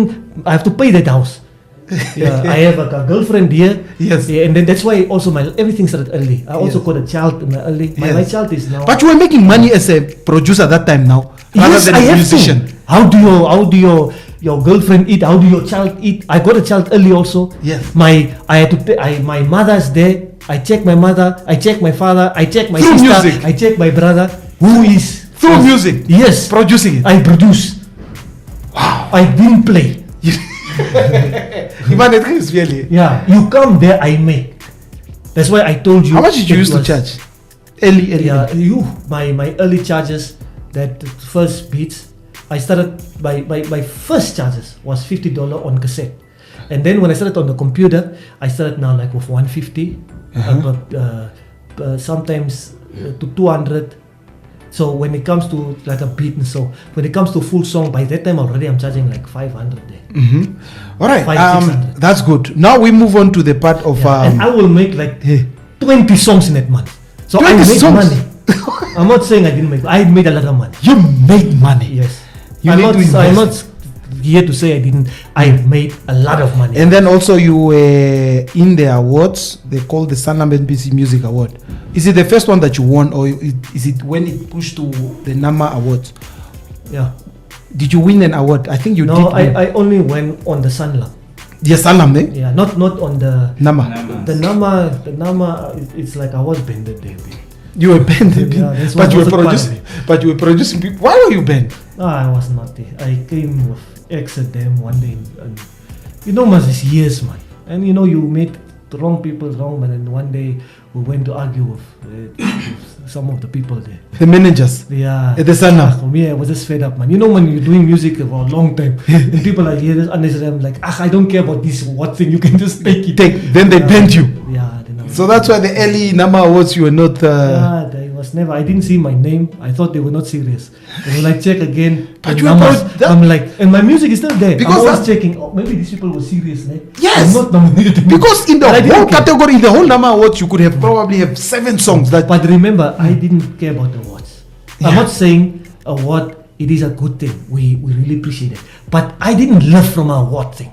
That's not why I make music. Like I told you now. Yes. My music, I believe in myself. I need to make music and I need to live from it. People come, I produce, we move forward from there. You love the music, really. You produced it. Wow. All right. I want to take you back now, also now to the part of you establishing your production called Leisure Traction. Yes. How did that go about? Yeah, then we started Leisure Traction. Mm. After a couple of years now, Mm. now maybe 2005, 6. Were you alone in it, or what is it? 2006, huh? Were you alone in it? No, then me and my ex-wife. Okay. Yeah, Mm-hmm. involved in that. Or you guys started now? Something like that. She was an artist. She came as an artist to you. Yeah, she was an artist. Okay. Yeah, no, she was not the artist when we met. Mm. She became an artist. Oh, she became an artist, but she was just a featuring artist. Yeah, you remember, most I'm working in a studio, and obviously you every day in the house you see music. Yeah. What will you do? You also become join. an artist. If you don't hit them, join Yeah, them. so after years, most when we started Leisure Traction, she's now being an artist. Yeah, and that's how we started. Then she started now. She's doing her music Because- and I'm doing my production. Yeah, because the first time I heard of her, it was on the song of the dog. Yeah, she started featuring on that. I think is it Baby da me la vie, la vie That is wa. now where she started featuring Some- with others. Others used to call her, please come and sing here, and that may be also inspiring. And she started this. Yeah. But I never heard of Yeah. any of her songs. No, she was not really, because I mean, at the end of the day, the production was the main thing going on there. So she She done the have to paperwork. really- Yeah, she was just more there doing it. Put the rent on, put the electricity on. Because I'm not in the house literally so much because I'm just in that studio pushing. She was just living in the studio. Yeah, my whole life was just the studio. I worked. Let's talk about the 24 controversial hours Let's talk about the controversial songs that you produce. That there was one of Shidolo Dolo. The guy came in there and dedicated this song to Blast Who's this? Gaza. What did he do? He produced that song Shidolo Dolo, Mm-hmm. and then it was like beefing Zagazag Yeah. that time. And then you produced. Did the guy come and say, "Produce me a hardcore thing, and I want something like this so that I can"? No. Because were you the one also who recorded it? Yes. So you were actually a producer, I produced Dolo Dolo. and then you record it as well. Yes. You were an And engineer. mixed it also. Oh, you mixed it as well. Yeah, I did the whole thing. Damn. That's interesting. Yeah. I think if we have to talk about songs by one, Yeah. I think we won't finish because you have a, Yeah, this is. you have a lot on musically. Everybody that is looking at this video, I'll tell you the truth. We can't stop from like Ghetto to Who to Sunny Boy to everybody. We can't speak one by one of each. Balance. Shake Yeah. it, shake it, girl level. We can talk about Balance. Yeah. Did you produce Balance? Yes, everything. No, Not no. just the beat. The recording, the mixing, the Balance. whole Is it not? No. Hold on. Everything. Is that not the Rasta guy? Master who man? Kaiba or Boise something? DJ Kibos. No, it's not K-Boss. Is it not Kibos? K-Boss claimed. I'm not taking it away. All due to respect to K-Boss. K-Boss did a song for Sunny called Balance, who never came out. Was just there. When Sunny came to me, he didn't tell me I want to make a song that I made it K-Boss. He just came to me and said, listen, he's the one who called that song Balance. I didn't say call it like that. He just came to me and said, brah, make me a hit song. Then I make him the song, then he called it Balance. So it happened to be he's using that name that he used the same name for K-Boss. Maybe he had a song also called Balance at K-Boss. It What never about the exists. remix? Yeah. Did you also produce the remix of that Balance song? Sunny Boy's Balance. Which one is the remix and which There one was is a the remix of Balance. Balance. Shimo Balance. If that is what they But you call produced the remix- original one. Look, I don't even know what is a original remix anymore. But all I can say is, look, like I said, The first yeah, song of Sunny Boy. Sunny Boy, Balance. I don't know which one he did with K-Boss. I don't know. Sunny never came and told me I'm doing a remix or that thing. Okay. He just came and told me I want a song. And when that song released, he called it Balance. I produced the song, I recorded it for him. When he came and recorded the song, I just hear him saying, Balance, Balance. I didn't even know he's doing a remix or he's doing I know nothing. And then the song came out. Is the song he shot at Rebov there? The one that is, we all know, the whole country knows. Yeah, the main The hit one song. is you who It's me produced who it. produced the hit song. I don't know of another band. I think I had something else. Yeah, so I don't know if that is a remix or original. That's the I just original. made a song called Balance and it became all over. So, but you never came up. Yeah, he but never then I came only to- later on when the song became big I heard it. There was K-Boss made a song called Balance. But I didn't know what balance is There's this. two versions of Balance of Yeah, Sunny so Boy. maybe there is a version that K-Boss also have there. Yeah, Yeah, there's so, two versions. So then he must bring us. So a you version. never made a remix of Balance song again, that one. I don't know about the remix. Oh, I only know oh. about the balance. that I Yeah, did. maybe he made the because Maybe on- went afterwards. No, Could it maybe be? on- But people saying he's this- the first one who made balance. I don't know how. No, but I He know said of two he songs, told me, and I he love said both of them. Of Sunny Boy Balance. yeah. Look, I'm not taking what K-Boss did. Yeah. Of course, K-Boss come along with respect to him. Yeah. But I'm saying, man, There's Why one which I is think having that like more artists- like. yeah. There's one which is having more like guitars and. go ching- check my past to see ching- present. yes. I'm producing balance live. If you want to know which is balance, go check it out. That's the balance I did. think that's the original one. That's the one he main. shot. Yeah. a video. No. Yeah. So now I understand K-Boss did something. But I don't know. Maybe Yeah. it's the remix. I Maybe think- it's what. But he yeah. said on an interview. I just wanted to correct this. He was on an interview and he said. Yes, he was he- asked who did balance. He said it's him. Yes, He's the I- first one who started it. Now I'm gonna correct this. If K-Boss is out there and he's listening, my brother, I respect you, but I said I'm gonna take the bull by its horns. Yes. I produce balance from the vocal. All Sunny as we are sitting here to the last string to the What last happened vocal? hi-hat, and I mix and master that song. Yeah. I don't know if it's the remix I did or what, but that you must go ask Sunny. Sunny never came to me and told me, Elvo, I did a song from K-Boss, can you make me a remix? Never. Never. No. He just came to me and said, Elvo, I want a quiet. He didn't even say I want a balanced song. Yeah. Not even the name. He just said, I want a I balance. want a song. A hit song. Hit song. Yeah. A hit song. Yeah. I was staying in Khomasdal and I made that song for him. And that's the same time I made that song for Shake It also for Girl Level. For Girl Level, you did it. During that time. Damn, you really took the whole. So maybe like everybody that was just popping that time, it's Elvo. Yeah, Anything that I know. I had a It's lot of Elvo. artists working. I know. Sure. 2002 Guys. to up to 2013, 14. We made something clear here. Even me myself. About 12, 13 years. constant. Even me here, the song of Sari Boy Balance, I thought it was Cables. The man here sitting in front of me, he's the one who did it. No, I'm not saying Cables didn't. No, probably he did, because I have two versions of Balance. Cables is my friend, ne? Yes. I'm very good friends of him and I respect him. He's Yes. a good friend of mine. Mhm. We really talk. I'm just saying, ne? Whatever I did and whatever he did, He's the- we don't know about it. You did Yeah, I the don't one know of what the he did video. and he doesn't know what I did. Okay. Yeah, I think that's but what we do know Yeah. is ne, the hit song is the one I did. with Let's be honest. Let's Yeah. close that I chapter. produced the hit The song for Balance. Yeah, That- that's what I produced. I'm not here, and I'm also not a self-proclaimed person. and Yeah, say, yeah, yeah, yeah. I'm not that type of guy. Great, But man, great. Sunny made a big impact with Balance I produced called Balance. Balance. Balance. Yeah. That is the song I produced for Sunny. A lot of people got pregnant on that just song, the eh? beat, I recorded him and I mixed and mastered the song, everything. I did everything. Interesting. Congratulations, man. Thank you very much for doing that thing. It really took us from our days, and we really enjoyed that song. No, thank you. Yeah, man, keep it up, man. You really made. I also it was a pleasure Yeah. working with these artists. Yeah. Really, it was great working. Exactly. You made hits. I want to come to the part of you. Of course, I don't know whether actually I touched the part of you and the Leisure Attraction lady. What is her name? Your ex-wife? Lovely. Love, yes, Lovey. I don't know, what was the fallout? No, we just. Is it money? So it's like all marriages, you come to a point that things didn't work out, and then we went our separate ways. Hmm. You understand?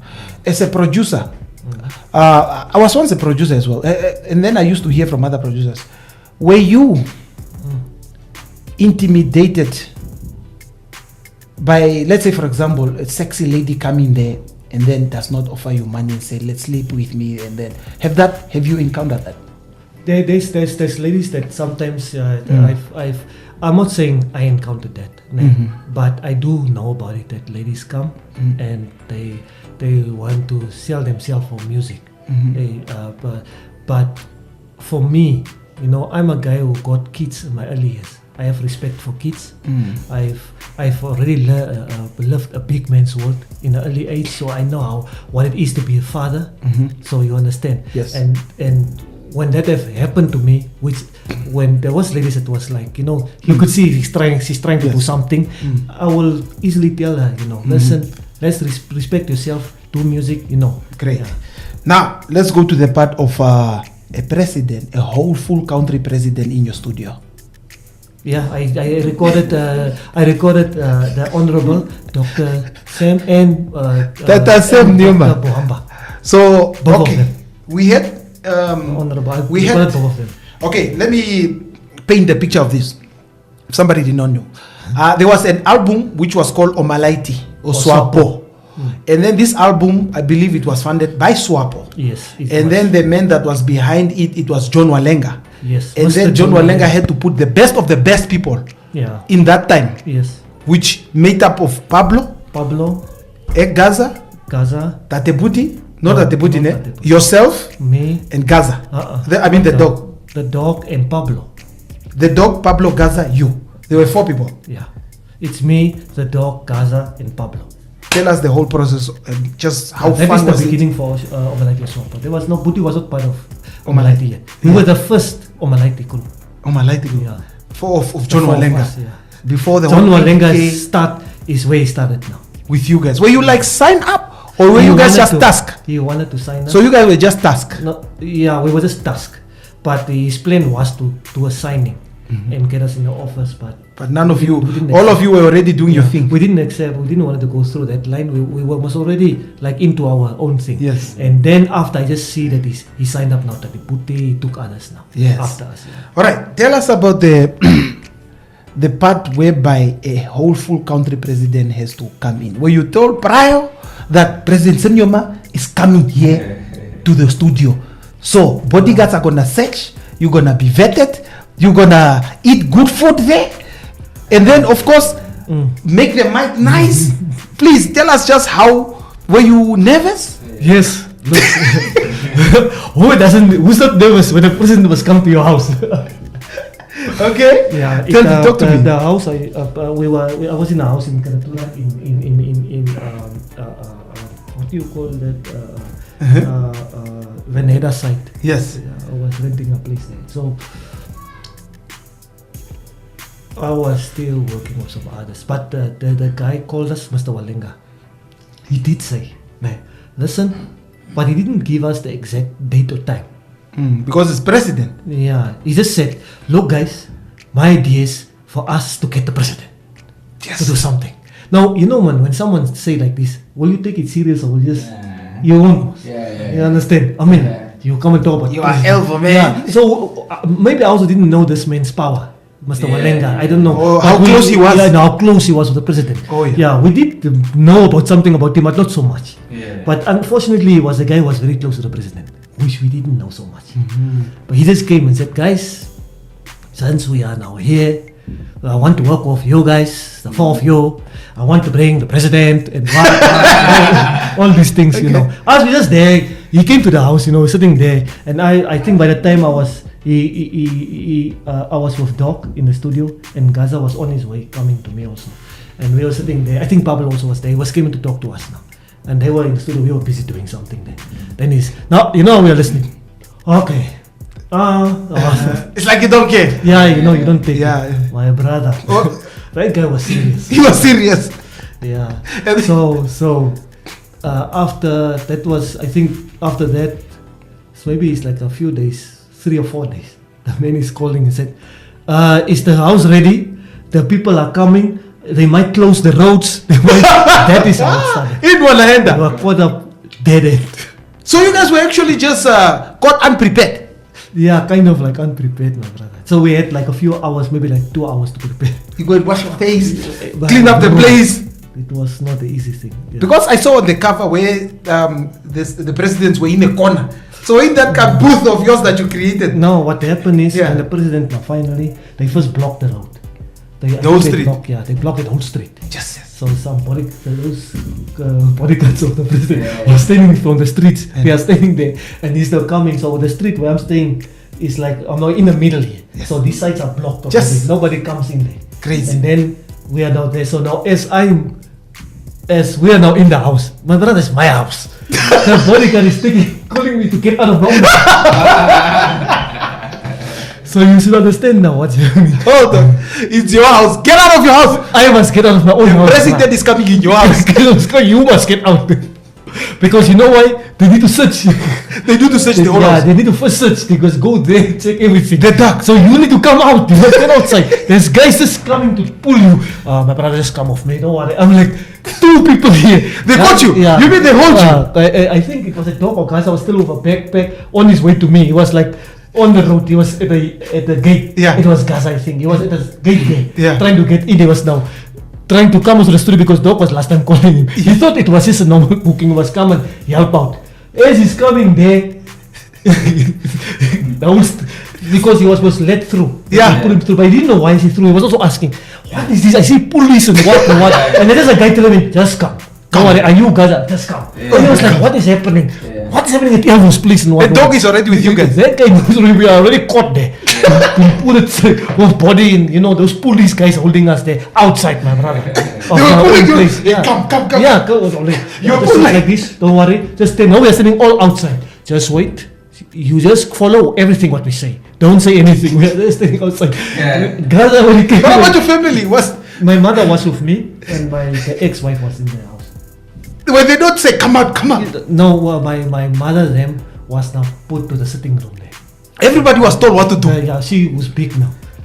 Like a mother. They ask me, is this your mother? Yes. Okay, no. These young ones, they are the trouble ones. Out. But it's not your house, it's my house. It's your house, you pay for it. Okay, Yeah. here comes the president when the moment he step up. What was the reaction? No, then the already car was pulled. There also was some police there. Okay, guys, please help! What's going on? We're like, brothers, come. He's like, all whole day, and then now these guys are now all running in there. Yeah. So the only person is allowed in the house because most of my mother was bigger. They allowed her so that she can check how they are searching. Yes. I'm like, hey, it's my house. God, wait, you just wait. So they are checking now. Well, okay, where was the president here? The president was still outside. Just in the aircon? car. In the car. Okay. He's now in front of my house. Just in the car, in the aircon, At yeah. the gate, yeah, sitting there in the car. So the This is Sam Nyoma. Yeah, he's sitting in the car there. Yeah, yes. And there's maybe like, about 10 or I know how many people are around the car. Yeah. And these guys are already in your house. Yes. And us are outside. Were you told that Sam Nyoma is there? Yeah, no, they didn't tell us. You didn't, you No, know. nobody told us. Okay. But you know there's somebody important. Yeah, you can see most of yeah, but nobody told us. Okay. The president sitting in there. And then later on, as they came out of the house, all these bodyguards and police and whatnot, they came out. When they came out, I think it's now after the search. They checked your house is searched. So when they came out, that is now where they made a line. They said we all have to now stand and greet the president is coming out. That's now when we only see the president for the first time coming out. Who came out first? Sam or the No, Bamba? no, there was other. No, Dr. Sam first, and then the next day. Hold on. Did at least Walenga say, guys, calm down, don't worry, everything is okay? Did he No, come to at least appease you? Yeah. Where was he? The guy was there with those bodyguards there, talking there, you know. Just Yeah, you guys be no, rough. he's not saying nothing to us anymore. We're talking to police here, bro. Yeah, we're busy talking to policemen. Okay. We are following rules, what they're saying. Just stand. Okay, if the guy come, you stand like this. Just wait. You understand? They're following what they are saying. Okay, okay. And then we have to stand there. In the queue, okay. In the queue there. Till the president comes, still in my house, on the steps, to go into the, you first get the kitchen, Yeah. and then you go now left to the rooms now. The- Till when he was in the kitchen going, because the door, the comes in you first, it's those houses you come first into the kitchen and Yes. then through. Yeah. So when he came into the kitchen now, and they go, then only now, they are staring now. They're surrounding the president in the kitchen there, a lot of guys. Yes. Now, they are calling now. The producer, please come. Okay. You must escort the president to the studio. And, that is how it was. So now I'm also with 3 guys. You were being governed. Yeah. Just- Now I must go, and then you will lead me. Now just walk this way. They watch your Don't- hands. Don't greet first, don't do nothing. You just follow me. The greeting will happen Don't in the greet, studio. don't do anything. Just follow. Yeah. So I must follow, then we go. Just show me where the studio is, we go straight to the studio. So I follow those guys, we go in the studio. And then from there on, now the president comes. No, keep it up, keep it up. Yeah. All right, so this means that, like, I want to find out who came out first because there were 2 presidents. Were they there at the same time? No. Or they came First, and then the next day, the other one. Okay, the first one who came is December. Yes. Yeah. Eh? Yeah, that is the time was on the voting was. Mhm. The time was on Yeah. voting. Because he's gonna step off. and What was the vote, presence of and that then, Sam Nyoma to you? Sorry? You being in the presence of December. My brother, I greeted the guy. Like, I was. You were the one who greeted first? Yeah, he no. Don't greet, don't what? He was the. When we're in the room now, sitting like this room. It was a room like this. Now in that room, like a cupboard like this. My booth room was the cupboard. Yeah. Now you must understand. You know, our series was not like The big like ones, we yeah. were- So the closet was like that, the mic was like this. We don't make the booth room like closet like a booth room there. So the mic was there. So when Dr. Sim was standing there, with too many people, that's the only time. It's because of him why I could not speak to him, because the guy, I need to direct the guy. I need to direct him because you're the producer. Yeah. Now how do I do it if 10 people are surrounding us and we can't come close to the guy? So he was the only one who called it off and said, "Listen, people, go stand there now. I know. I need to be close to this man." Yeah, I need to do what I came to do here. Yeah. So that this is my time, my brother. I'm here with the president. Imagine I'm the one that. How do you direct a president? Yes, yeah. He's telling me. We did those things. We did those things. Gideon, check this out. So meaning that when he I have say, direct just hold on. president. When Sep Nyoma say get out, how many people were left with him? No, he didn't let the police go out. They must stand on the sides now. Or just say, Nukusha, excuse us, we have to Excuse work us now. a bit, yeah, because we are working now. Yeah. He said so. We are working, and I need to be hand in hand with the producer, because I need to talk to this guy, because this guy must help me now. Yeah. Yes. So imagine now. Now I'm there with the president. And I'm so nervous. I don't know what to say, but I have to direct it, man. and I'm there. You gotta do your job. And imagine now when he's telling me, when I make a mistake, man, you must tell me. yes. He's only telling me. It's not in the normal How voice, do I it's tell deep the voice. president, say, you made a mistake. President, you made a mistake and you repeat. No, you understand. It was so, Yeah. but I had to do it. Sweating, nervous. Yes. Yeah, no, you. Yeah. But I did it, because he said he wants a good product. That's what he Yeah, told he me. said, please work with me like you work with anyone. I want also a good product. Oh, he I don't- said you I come don't down- want you to work with me because I'm the president. I want you to work with me like I'm an artist. Oh, he comfortabilized you. Yeah. Ah. He's actually cool. How long did was he in there? He was there for maybe like an hour or so. Just. But wait, were they recording the song? Yeah. Oh, you guys, these guys are new. These guys are. Nah. Yeah, they don't know that No, song. yeah, for him, I it's know just the Swap album, but Yeah. that So he's trying to say that. What did you say? What did you say? I'm saying I know about the Swap album, but the president being involved. Yeah. he was in the studio. Yeah. He recorded. No, That's actually, why the song it was on Shidolo Dolo. Then they just spoke. They did not sing. It was not literally a singing thing. Yeah. It's just president speaking. Yes. And then after that, then the Yeah. two guys now, the dog and Gaza, they started singing now Singing, their yeah. song. To get him to speak, he has to come to the Kulo studio. Kulo Kangonyo Watachi. Oh. But it took like few takes. So remember that. Did you tell him, talking Nagucha? big- Yeah, I had to. The Yes. man is telling me. What were you You calling have to treat me because I also want to do a good job. Yes. So tell me what I must do. So now I'm there. Honorable, you have to now stand. Get closer to the mic. Don't go like, yeah, just stand like this. I had to now. Okay, here's the headphones. Okay, just keep it like this. Okay, you stand like this. Okay, so when I say you ready, then you go. Okay, just tell me when you. Then I'm there. I'm there now going back to the computer. He's just standing like this. I'm like, okay, you ready? Okay, let's go. I'm now there doing it. Any bodyguard that was more like giving you uncomfortable vibes. No. After the president told him most now. They were first also like this. Like, but then when the president told him to stand, this man, you guys need to now respect this man because I'm working with the producer. Beautiful. So then those guys need to respect me. Nice, man. Because I mean, how can you know I'm working with your president? You're trying to make a product. Okay, I believe when the second president came in, that time he was the current president, His Excellency President Pohamba that time. And then he came through. The whole shenanigan in the street was done. Yeah. Close off, what? Yeah. What about your neighbors? What were they thinking? They were confronting us every day. It was not the rest. Everyone, was that coming to you. What was happening? Yeah. It was like that maybe almost for 2 months. They were hunting you down on that one. Yeah. So now, was it the same issue with Pohamba when he came in? Yeah. And then you search again of the house, Yes. come out, Same. search.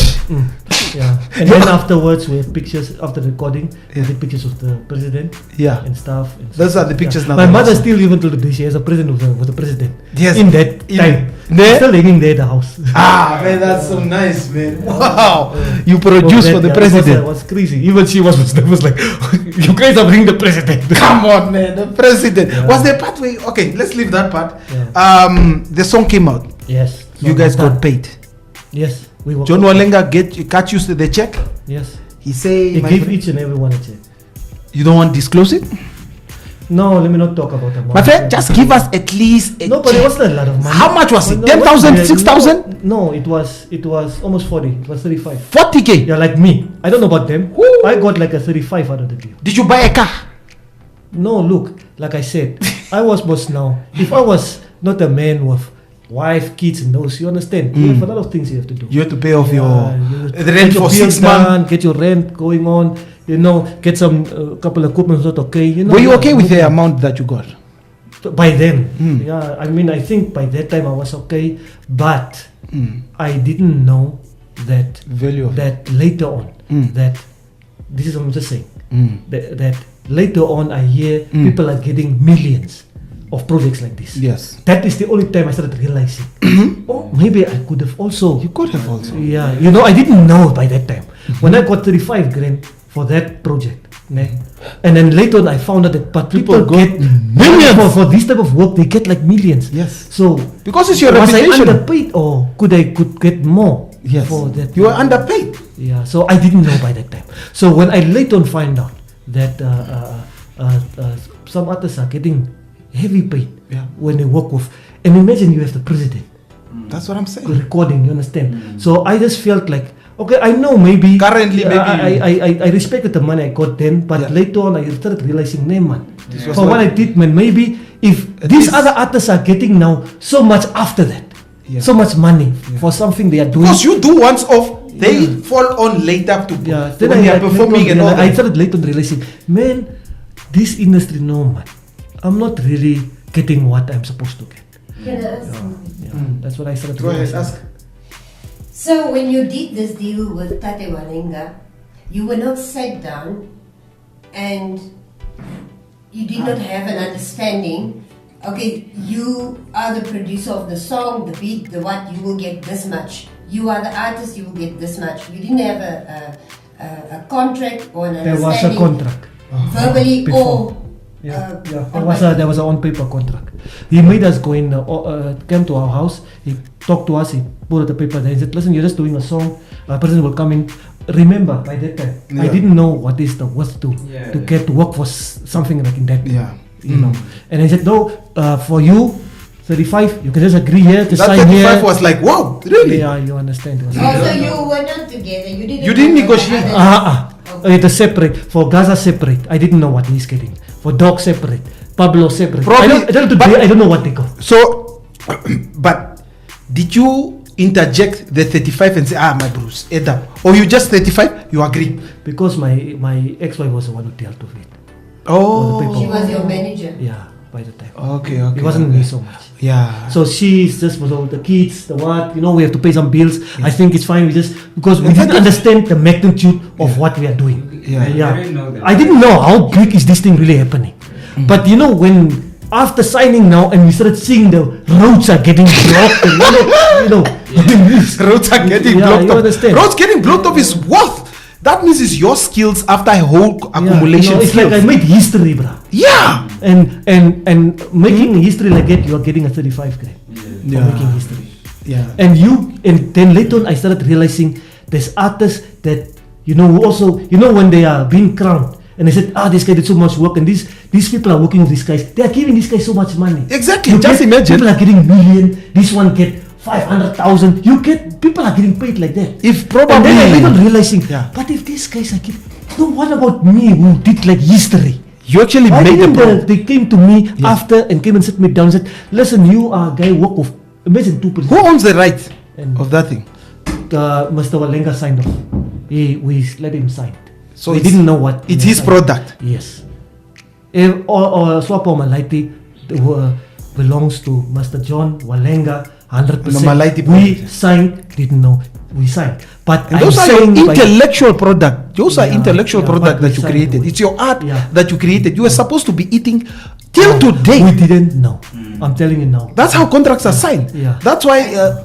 Those songs. Yeah, I don't know what he did with the songs after. Yeah. The songs was released. Because that's. Because I understand that series was selling like sweet cake. Yes. I didn't see a cent of that. Oh, no. I just got my 35 for the work and that's it. Oh no. And everything was done there.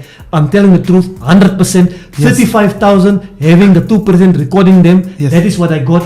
Nothing else. That's it. Yeah, but you guys, I think nowadays contracts are signed that since it's your beat, you create it from scratch intellectually. And I know it was Gaza's beat, it's Gaza's Yeah, I song. took more something that was created before. Yes. Oh, you created it before. No, some of the songs on the Yes, some of them. Swapper was taken from the previous album.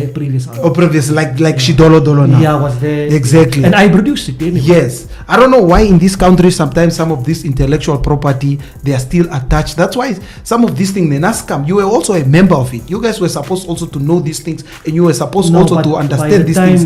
Nescam- Whereby that a certain product, if it's produced, there is a certain tenure of year that this person is eligible to be eating. Let's say, for example, Dr. Dre was part of Eazy-E, Russell Ruthless Record. And then when Dr. Dre said, Angucha, I'm no more part of Ruthless Record, I am going. But when Dr. Dre left that production, he had a contract which he signed for 10 years. meaning that it did not expire before he lived. Yeah. Meaning that wherever he is going and whatever he produces, this ruthless company eats. You see that one? Yes, I do. That's why when that song came out of Easy E say that, oh, you are dissing me. You are dissing me on the song which I'm getting paid for. Yes, I understand. That's why the song is saying, which Dr. Dre is easy pay day. Easy paid because of the fact that Dre Yeah. signed the The contract song- that everything belongs to him. Yes. He owns the rights of The the title of the song is Dre's Day. Yeah. Meaning that now Easy K is saying, oh, you release a song called Dre's Day. Dre's Day Only is makes Easy Pay Pay's Day. Day. Yeah. I heard that. So those type of contractual, they need to be really taken seriously in this country. And that's why probably we had a lady who had that song of Jerusalem, Jerusalem. She is fighting in the court. I don't know whether it's settled or not. That you paid me out. Okay, fine. But now I have signed that a portion of food, even if 2%, 3%, I don't care. I need to eat for life on that song. Yeah, but look, let me make it clear. I also didn't know so much about Nesca by Yes. the time, since because of the ex-wife running the things there. Yes. So I'm mostly in the studio the whole time. Now, I assume so. Artists believe that when they pay the studio, Yes. the whole rights belongs to them. Yeah. I think that there's a thing there. Yes. Because remember, I started in the early days. Yes. And these rights things like composer, the author, the arranger, we only came to find out later. So I didn't know exactly what's going on in Nesca. Exactly. So only when I went to find out, my name is already too late. So the songs belongs to the artists already. It's already- I'm not part of it anymore. I can't come run after now and say, but it's Yeah, you can't. it's too If late. you signed it off. You know, Yeah, if don't it's worry. done, it's It's a done. lot- it's a lot in so this I am country. not Yeah. here crying or going on. Yeah. You understand? And I don't even think they feel anything because these guys are also having interviews and they're saying, but we pay the Elvo at the studio. When we come to the studio, we pay for studio time. I guess maybe they believe that if you pay studio time, the whole thing belongs to you. So I believe. I'm not blaming anyone. I just believe we have a lack of Understanding. understanding in Namibia. When Okay. it comes to rights, when it comes to what. Yeah. Now that we are all big, now that we know what Those is what, things, yeah. now we want to be smart here. Things are So coming I out. don't want to do that. That's why I said I didn't want to talk so much about the past this Yes. because of the fact that I also didn't know. So what am I can't come here and go on now. Well, no. Exactly. For Exactly. me, the future is more important to me. But you did what you had to do. I did what I had Yeah. So check this out, man. Is that you were producing for two elephants?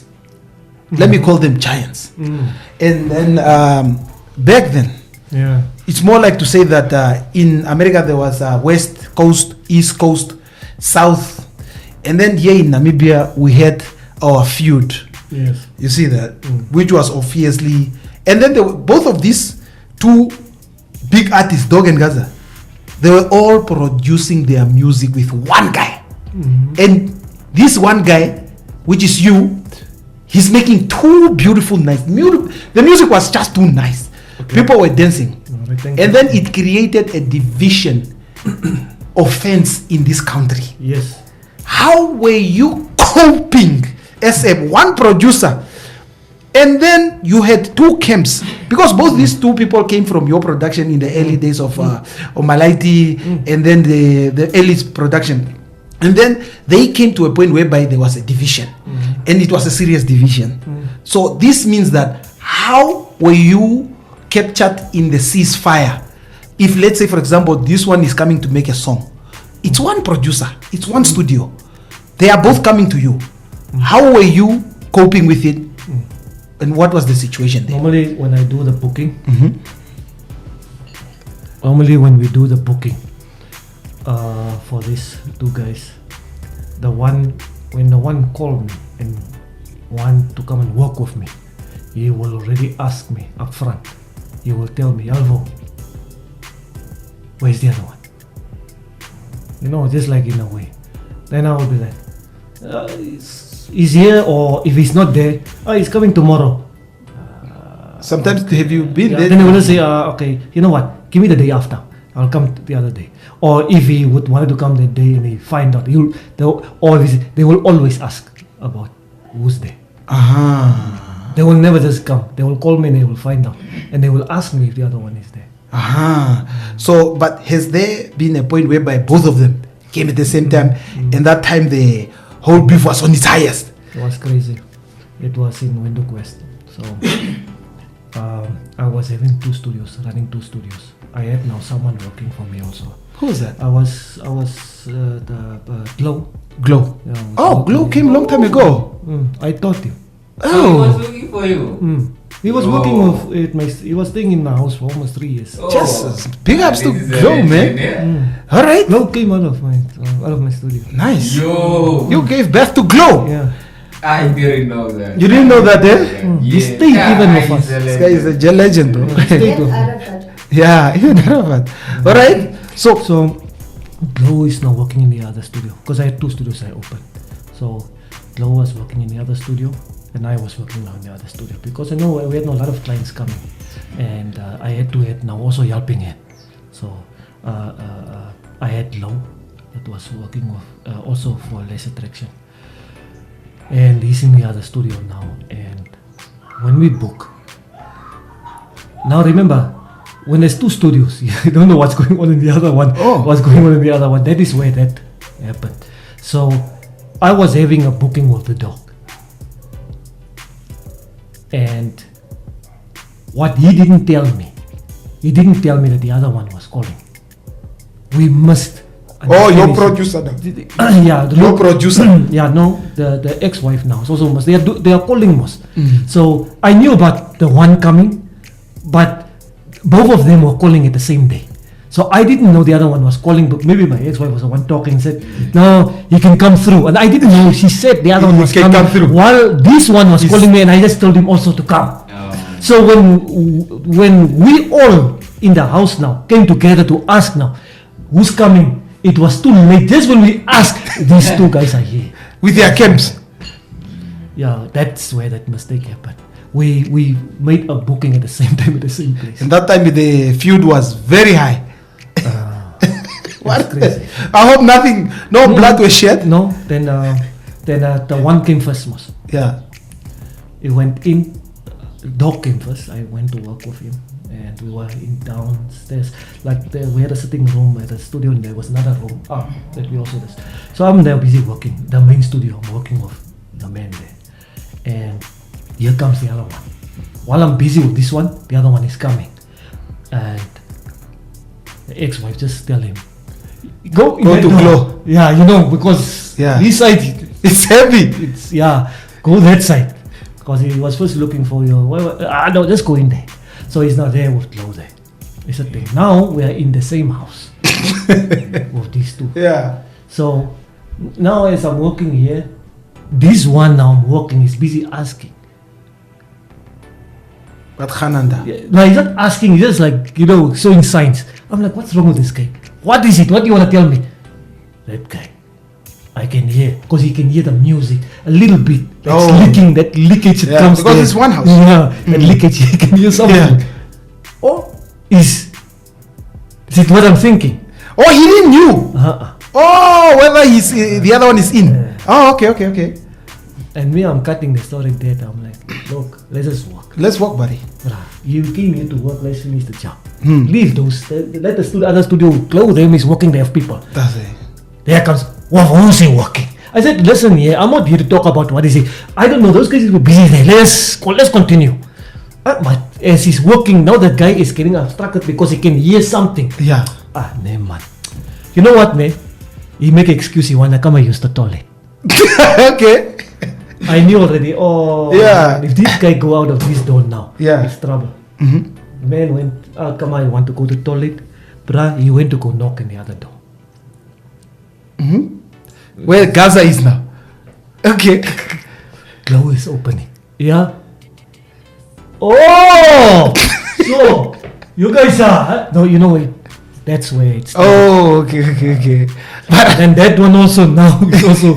And then before you know it, my bro, they are grabbing each other, man. Ah, yeah, man. Oh, things, what? The other one wants to run and go get weapons and stuff like that. Nah, man. But do you think, is that where the song... No. Take Out Your Gun was already done That was then? years after Take Out Your Gun. Take Out Your Gun is... Let me tell you Take Out Your Gun. Yeah. Take Out Your Gun was produced before I even produced Dolo and those things. Oh, It was just hanging. the beat. Yeah. It was produced together with the Dollar Dollar and Take Out Your Gun when it was released on the guy's other album. It was meant for the first album. Oh. He just kept the song for a very long time. Yeah, that was one of my first productions. Take Out Your Gun. Is it true that it was inspired by the song of Zola? Mamklebe. You know, Dan, dan, dan. I look but to tell you now. There was a lot of productions I did, and yes, hip hop. You know, is my background. Yes, I like sampling. You know, it was my background. I'm coming from you, so I. But what I can honestly tell you, I'm not saying I didn't make music at maybe I sample here bit or you know, sometimes you will go a little bit into things, but that one came from it's, you know, I've listened to a lot of music, so I didn't specify. It was not that. No, okay, at no least problem. that Thank you very much. Thank you very much. Yeah. All right. We are moving forward now, and then there's a whole new wave that came through of music style, which took over what you were doing. But some of the, especially new producers have emerged. We have new producers that emerged that time. I think it's Neslo is one of them. Glow came up. Champions League. Who are those ones, man? Gideon, help me here. It's a whole new bunch. Who's this DJ? The one that won at the NAMA Awards. DJ K-Boss. So it's a long time. It's a Chronics. It's a whole. What do you think of the new wave of producers that came in this country? Oh, that's there now. Yeah. What do you think of them? I can only think good things of them. You know, Yes. what they do is good. Good stuff, Of course. man. I mean, I'm a guy. I'm also one of those that will inspire producers because they used to work with me, work for me. You know, I was always also with producers. You know, trying to help out where I can. I also teach a lot of producers too. So obviously, I'm on their side. I'm gonna motivate them. Definitely. The only thing I would say, the new wave, is that, guys, the only problem right now here is that I'm not saying we didn't sample or what. I mean, come on, it's music. Yeah. Music, there's no rule to it. Exactly. But just don't take something from something and make it your own. That's all I'm saying. Just don't take something and to make it like something. Then we are not producing it. Okay. Yeah. All I'm advising is please take something from something because we are all getting inspired by something. Exactly. Yeah, take something from something and make it your own. Perfect. It's a very easy thing. good. That is how we used to work. Were you in the board of NASCAM? I am recently. Are you in? Yeah. Currently, are you a board member? Yes. You were not previously. No. Our year is ending now at end of this year. We are supposed to go off now. Okay, I want to find out in NASCAM. Artists are saying that some of these boards are just salary collectors. What are you guys doing to help the crying of musicians? Because musicians are there, they are speaking these things. They are saying, which I know, what is the board doing? Why did they appoint Huhu? They always have to question, why did they appoint Dice? Why did they appoint Huhu? Why did they appoint Sula? Why who? Why he? Why that one? Why me? Why that? You understand? Because you were selected because you were Elvo, or were you selected because of a certain criteria that you possess, No, that you will assist the industry? What were you? The elections and the way they vote, it's through votes. Strictly just through votes. So NASCAM has a meeting, artists are coming there, you know, which we call the AGM is coming, and then we sit there and they ask. What powers do you have that can say that? Because a lot of there are meetings happening, and I believe you are in those meetings. There is tension between artists when they argue, right? Yeah, but let me just correct you, Please. NASCAM as a new CEO. Of course, I'm sure you guys heard about it. Yes. Mr. Nicodemus. Yeah. Nicodemus. Yes. But which was Mr. Max. Max. Yes. Yeah. So of course, NASCAM is new. It's now, you know, a lot of things have changed. Okay. So I would say when people get used to something, from the past, and you adapt to it, and it was happening for years and years. I just told you guys now that at NASCAM, look how many years it took me for me to know my rights. I didn't know. Oh. You understand And what I you mean? were- and you were part of So that puzzle. is the past. Yes. You know, we are now so fast to point fingers of what's happening now. Yes. But I mean, what about all those years? I mean, I'm one of the victims too. Are you trying to say don't blame you, the new people, for the old mistakes? I'm not here trying to fight for us. I'm just saying, I totally understand. We all didn't know what is our rights. You understand? And the moment you don't know so much, I would know the reason. Maybe some of these the people out there maybe are saying a specific person they don't like. Maybe it could be a personal issue he had with a person in the past. I don't know. Or maybe it could be for what, you understand? Yes. Because you just mentioned, I understand, you said the board members' names. Yes. Like Dice and Elvo, Sula. Elvo. Yes. Yeah, you know, when you mention names, it almost sounds personal now. It's like someone has a personal attack to the person. They're actually the board. And these are people that need to fight for this country's music. But I'm working with musicians. Yes. And you know what they tell me? If I have to tell you, probably as a first-hand person that receives this, I was also told once upon a time, Bloss, you need to be part of the board one day, man. I was told like that. But I hear things. They say that when we go there, some artists are getting 25 cents. Do you know what is 25 cents? It's like an insult. The loyalty money. The loyalty money. And then also, that's why I'm asking you, what is the power of the board? What are you guys supposed to do for the musicians in this? The board for now is busy. What took a long time, we had to correct the past first. There was a lot of loopholes in there. And you know, when you start correcting a loophole that was going on for almost 20 years, more than 20 years, it will still there. Yeah, it can't fade. That's why I just called you guys now. You can see now there's a new CEO. There's a lot of things that needs to change, that needs to fix. Yes. But and that is what is happening now. So and there is new changes coming in, you know, and all that. But unfortunately, sometimes if these things could have taken like a short time, we could have proven ourselves that, you see. But now, you know, when you have to go correct something that was taken for all those years, you will end up looking like the person who's part of it also. Exactly. But you are actually trying to change it. But the time is running so fast that you look like also you are guilty. But it's fine. Sorry, man. I don't know. I hope that explanation from Master Elvo has actually calmed you down. Yeah. He's trying to rectify the problems that you guys have give out. You guys have had problems. People have listened. This new board is listening. I believe so. Yes, you guys are listening. Yeah, go there and find out. You can see the changes. You know, I know people are saying there's no changes, but just like I said now, you understand. The other thing is also, we digitally. Yes. You know, like Spotify, all that. Let me ask a question. Yes. This board for 3 years. That's Mr. Term. Yes. Yeah. I mean, if they are now, what? Now, what happened the whole other 20 years? I mean. What I mean? Yeah, you were part of it. The 20 years you were part of it. You were a member. Yeah, I was a member of NESCAM. You should know that. I couldn't get royalties. Yes. I wasn't told to what is going on. I wasn't what. You understand? No problem. Yeah. So I also was once AGM and complaining like the others. And now that I'm part of the board, I only could understand now also. Like when we came in there, we were like, oh, look what's happening here. Should There's one be a lot of work. The work was so much, we knew already, guys. It's either we leave it or fix it and become guilty. And you guys and look guilty. And you guys are? Then no, we rather look guilty and fix the matter. Okay. It's better. Look guilty now, but then at least the problem is so it's a work in progress. Yes. So let's call it. It's a work in progress. Easy but do you think 3 years is sufficient to fix it? Do you think 3 years is sufficient to fix it? No, I'm just saying according to the your standard now. Yeah, as what it's supposed to be. It has been like that for years.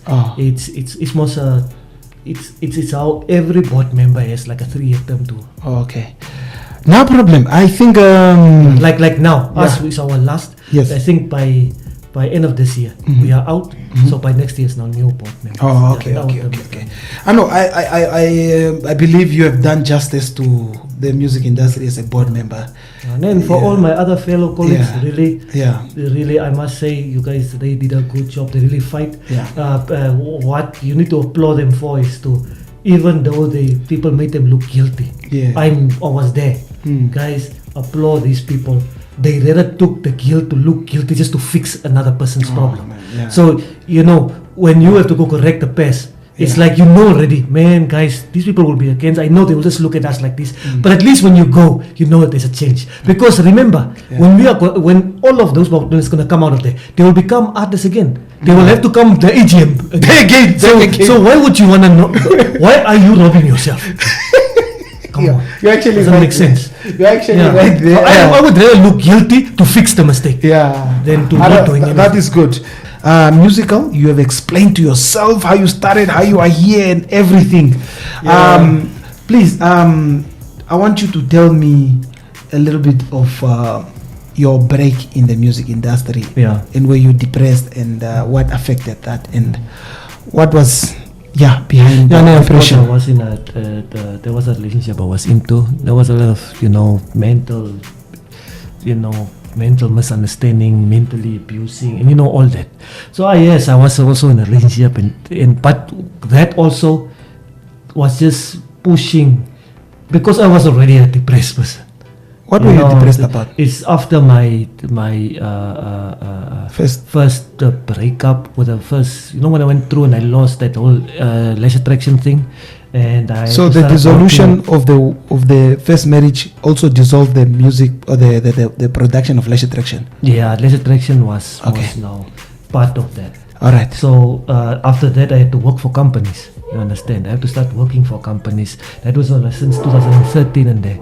So I think 2012-13, I started working like at Antonio Productions, then 9 different companies. I just had to work because there was no music was not a living thing. I can't live from it like I used to. Do you feel like you lost a part of your sense of belonging when you lost lash attraction? The studio was gone. I lost equipment. Is that what put you in depression?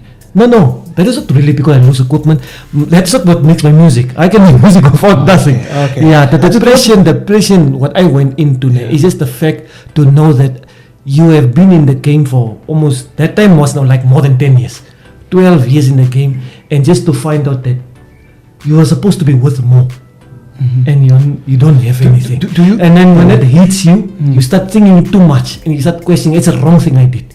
And then later on, I became, I'll be honest with you, I became affiliated with, I started drinking a lot, just to forget. I don't want people to remind me of my past.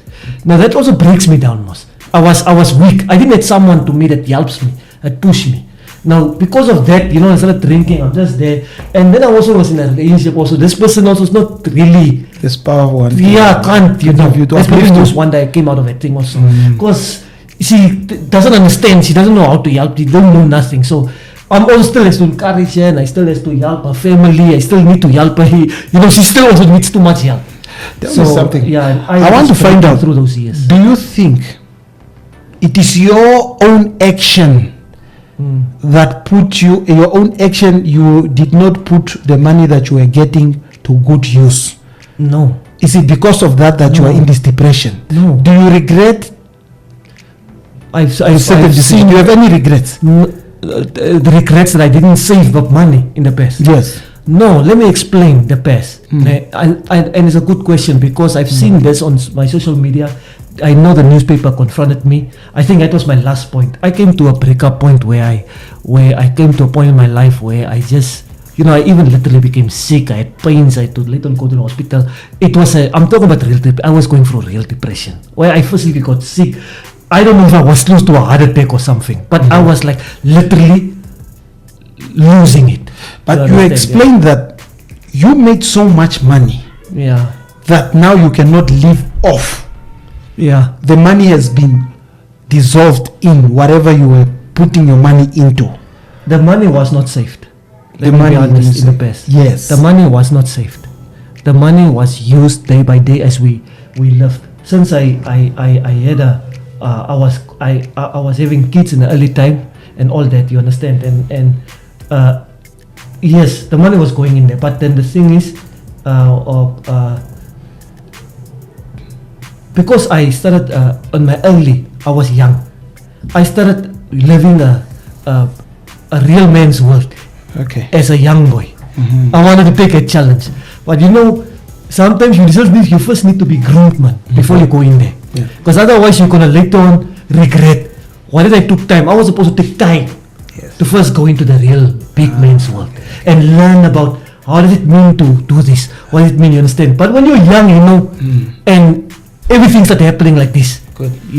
And then you do something and then it's too late. All right. You understand? Yes. And then only when you want to open your eyes, it's already gone, and you end up pointing yourself, blaming yourself. You understand? Yes. I didn't blew the money like this, but also money was made, but I was also not getting what I was supposed to get. Yes. Just to find out, because that money also was a little bit too few. It was a nice to live for the time, but it's just to keep you living nice for that time. But when I later on find out that I was actually supposed to get more than what I think I was supposed to get, it was already too late. All right. You understand? And then you see in front of you the others you work with, how they are rising and what they are getting. Yes. You know, that also add up to it. And then I just the depression as well. add on that depression. Oh, then I was sorry, like, because I was weak. Then I was like, no man, it's too late. Look, why didn't I start doing investigation, and you just start blaming, is it what and what, and then on top you look at social media and then you hear people are talking about you. This Elvo, you know what this Elvo's them? I think those guys were in drugs, that's why they didn't, those guys, he's gone. Then you a lot of speculations. A lot of things and I was not a drug user. For those people who think I was using, I never used drugs. Yes. I'm not a drug user. My drinking habits was through my depression. The only thing I abused was alcohol. But that was like after being a producer. Yes. After I living in my depression. You go in the bar, you just drink there. And then you hear someone say, you are Elvo, right?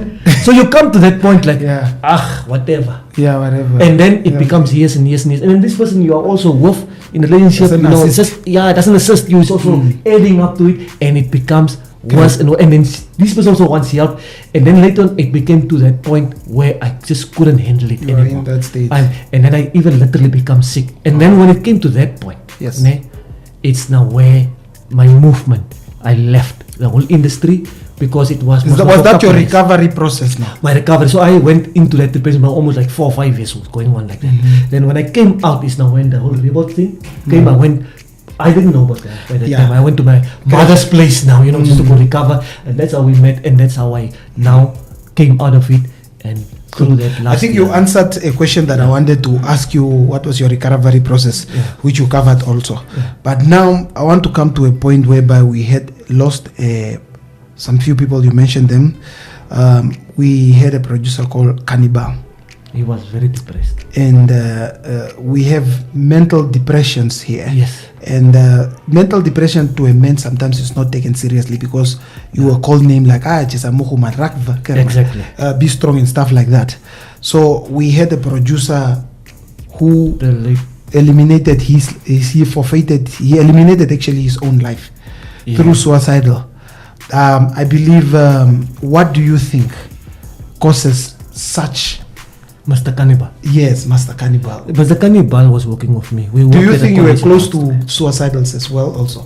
Yes, I was also. I know that feeling. I was to that feeling where the last days, I came to a point. I literally, but look, a suicidal person is not someone who always want to commit.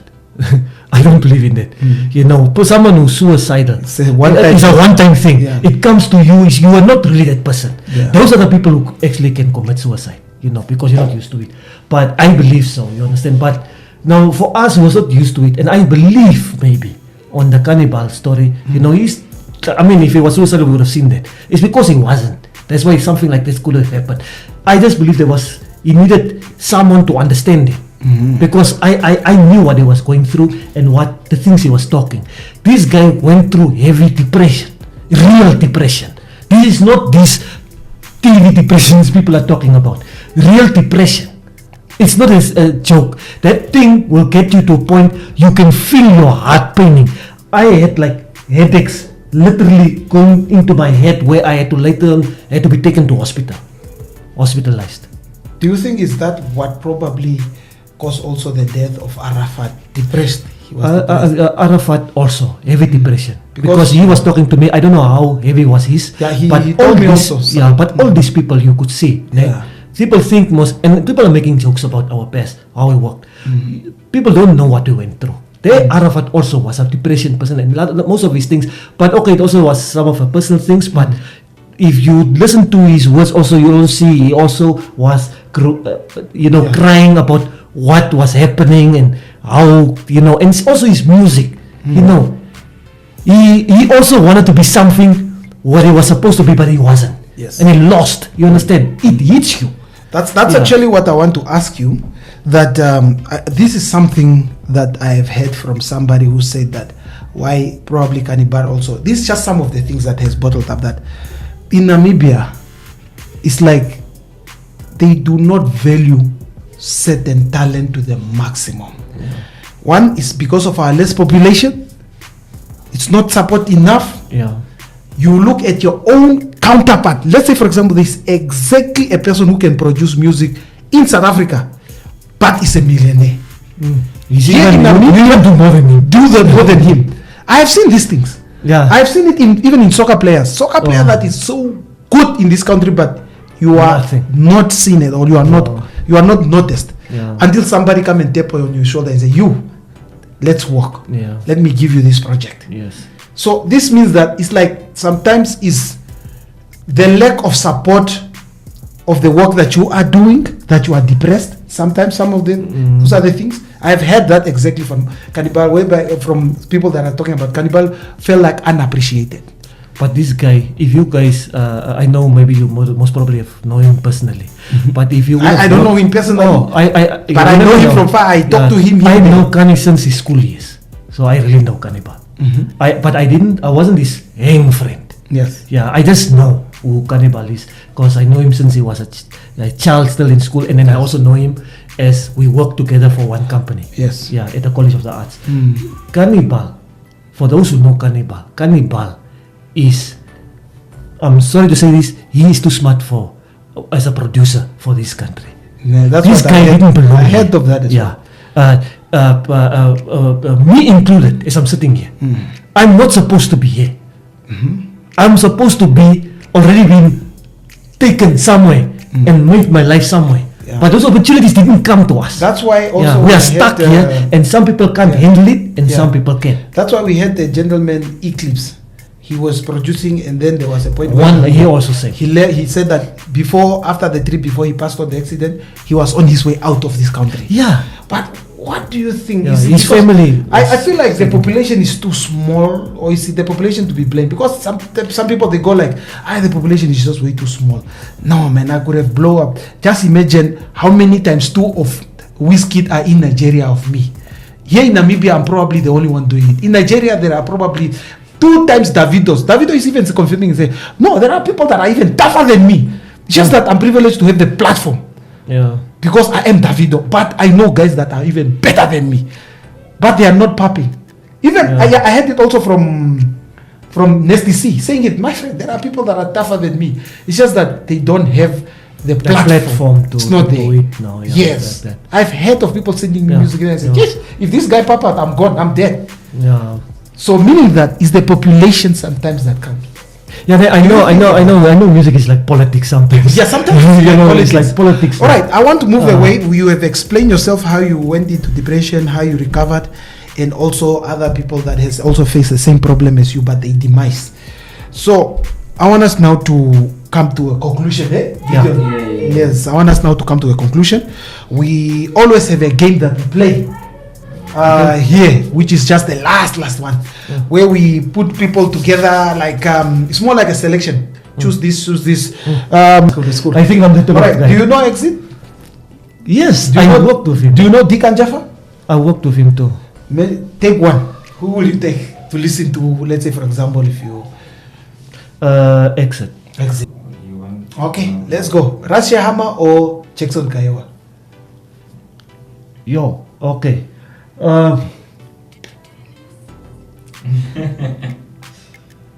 Hey, Ras, man. Russia, man. Yeah, I think Ras, man. Of, But I do like Jackson so much. Jackson. But hey, Ras is on another level. That guy is talented, man. He's Why really no good. guns? I work with that guy. Oh, that guy is good, man. yeah. DMX or Tupac? Tupac. Tupac. Yeah. Let me say, okay, Dore or Jericho? Okay, that's a tough one. That's a tough one. But I don't want to say Dore just because I grew up with him. But this guy is good. But Dore no, or it is Jericho? Jericho. Unfortunately, it's Jericho. The Dore is tough. Where he's writing, it's tough. But Jericho is a better artist, man. No, Live. Between the two bodies that award Nama Awards or the Sanlam NBC Music Award? Sanlam. That's where he came from. Why would I take it? The Legato Huh? or Dolaces? I would say Legato. Legato, yeah. That's also Charlie 100 or John Candy? John Kerry. John Candy, ne? That's the kind of Okay, very good. Master Elvo, I think we have reached our destination. yeah. I would like to thank you very much Yes. for being on this platform, for accepting us for you to welcome us in your I studio. appreciate it. And definitely, if this interview come out, people, please comment. Please share us your thought, those ones that have worked with the legendary here. And then, of course, you never know, this video will be on internet. Let's hope forever. Probably I might be looking at myself when I'm probably 60. Yeah. And then I'll be looking at this video. What day is it today? I always like mentioning the date. Today is the what? Today is the 7th. The 7th of June 2025. We are here with the legendary. And I'm always excited. I feel like there was things that I needed to speak when I was with Arafat that I didn't speak when I was in his presence. And then I'm gonna get that video out. But on to Elvo. He's a gentleman that is human. He went through depression. Back then we used to see him as a god of music. We used to see whenever we used to sing Dog and Gaza's music coming out, we used always to say, people like us now that come from production, we used to say, oh man, who produced that? Is it still Elvo? Because there was no tagline that he put up unless it's the artist that says Dr. Mavo or Elvo, thank you for the beat. The Elvo is not having a tag name, any of that, but an Elvo beat, you know it already, and it's there. But I want to thank you very much, sir. And we will start doing tags now. Yes. And also, look, I'm coming from the time where we just play the thing. Yeah. Never had I tags. see most now tags. Yeah. So you will hear my tag. Please. Don't worry. You will hear an Elvo tag You now will hear it now. because Everything is new. We are out of depressions. We are out of what? We are out of. We are good. Yeah. We are doing it. Exactly. Back then you just have to hear, then you have to ask, is it Elvo? Yeah. Yes, it's Elvo, unless somebody's fake. But Mr. Elvo, Yes. what a legendary. No, thank you. Thank you very much for being was in. great. It I'm was very thankful for being in your presence. No, it's- You understand that? Yeah. No, And then I would like to close this off. Please comment, share, and then with Mr. Gideon on the beat. Behind the scene. Yeah. yeah. Thank you very much for checking out. And then if you have made it this far of the video, thank you very much to you. You. Maybe You sign up.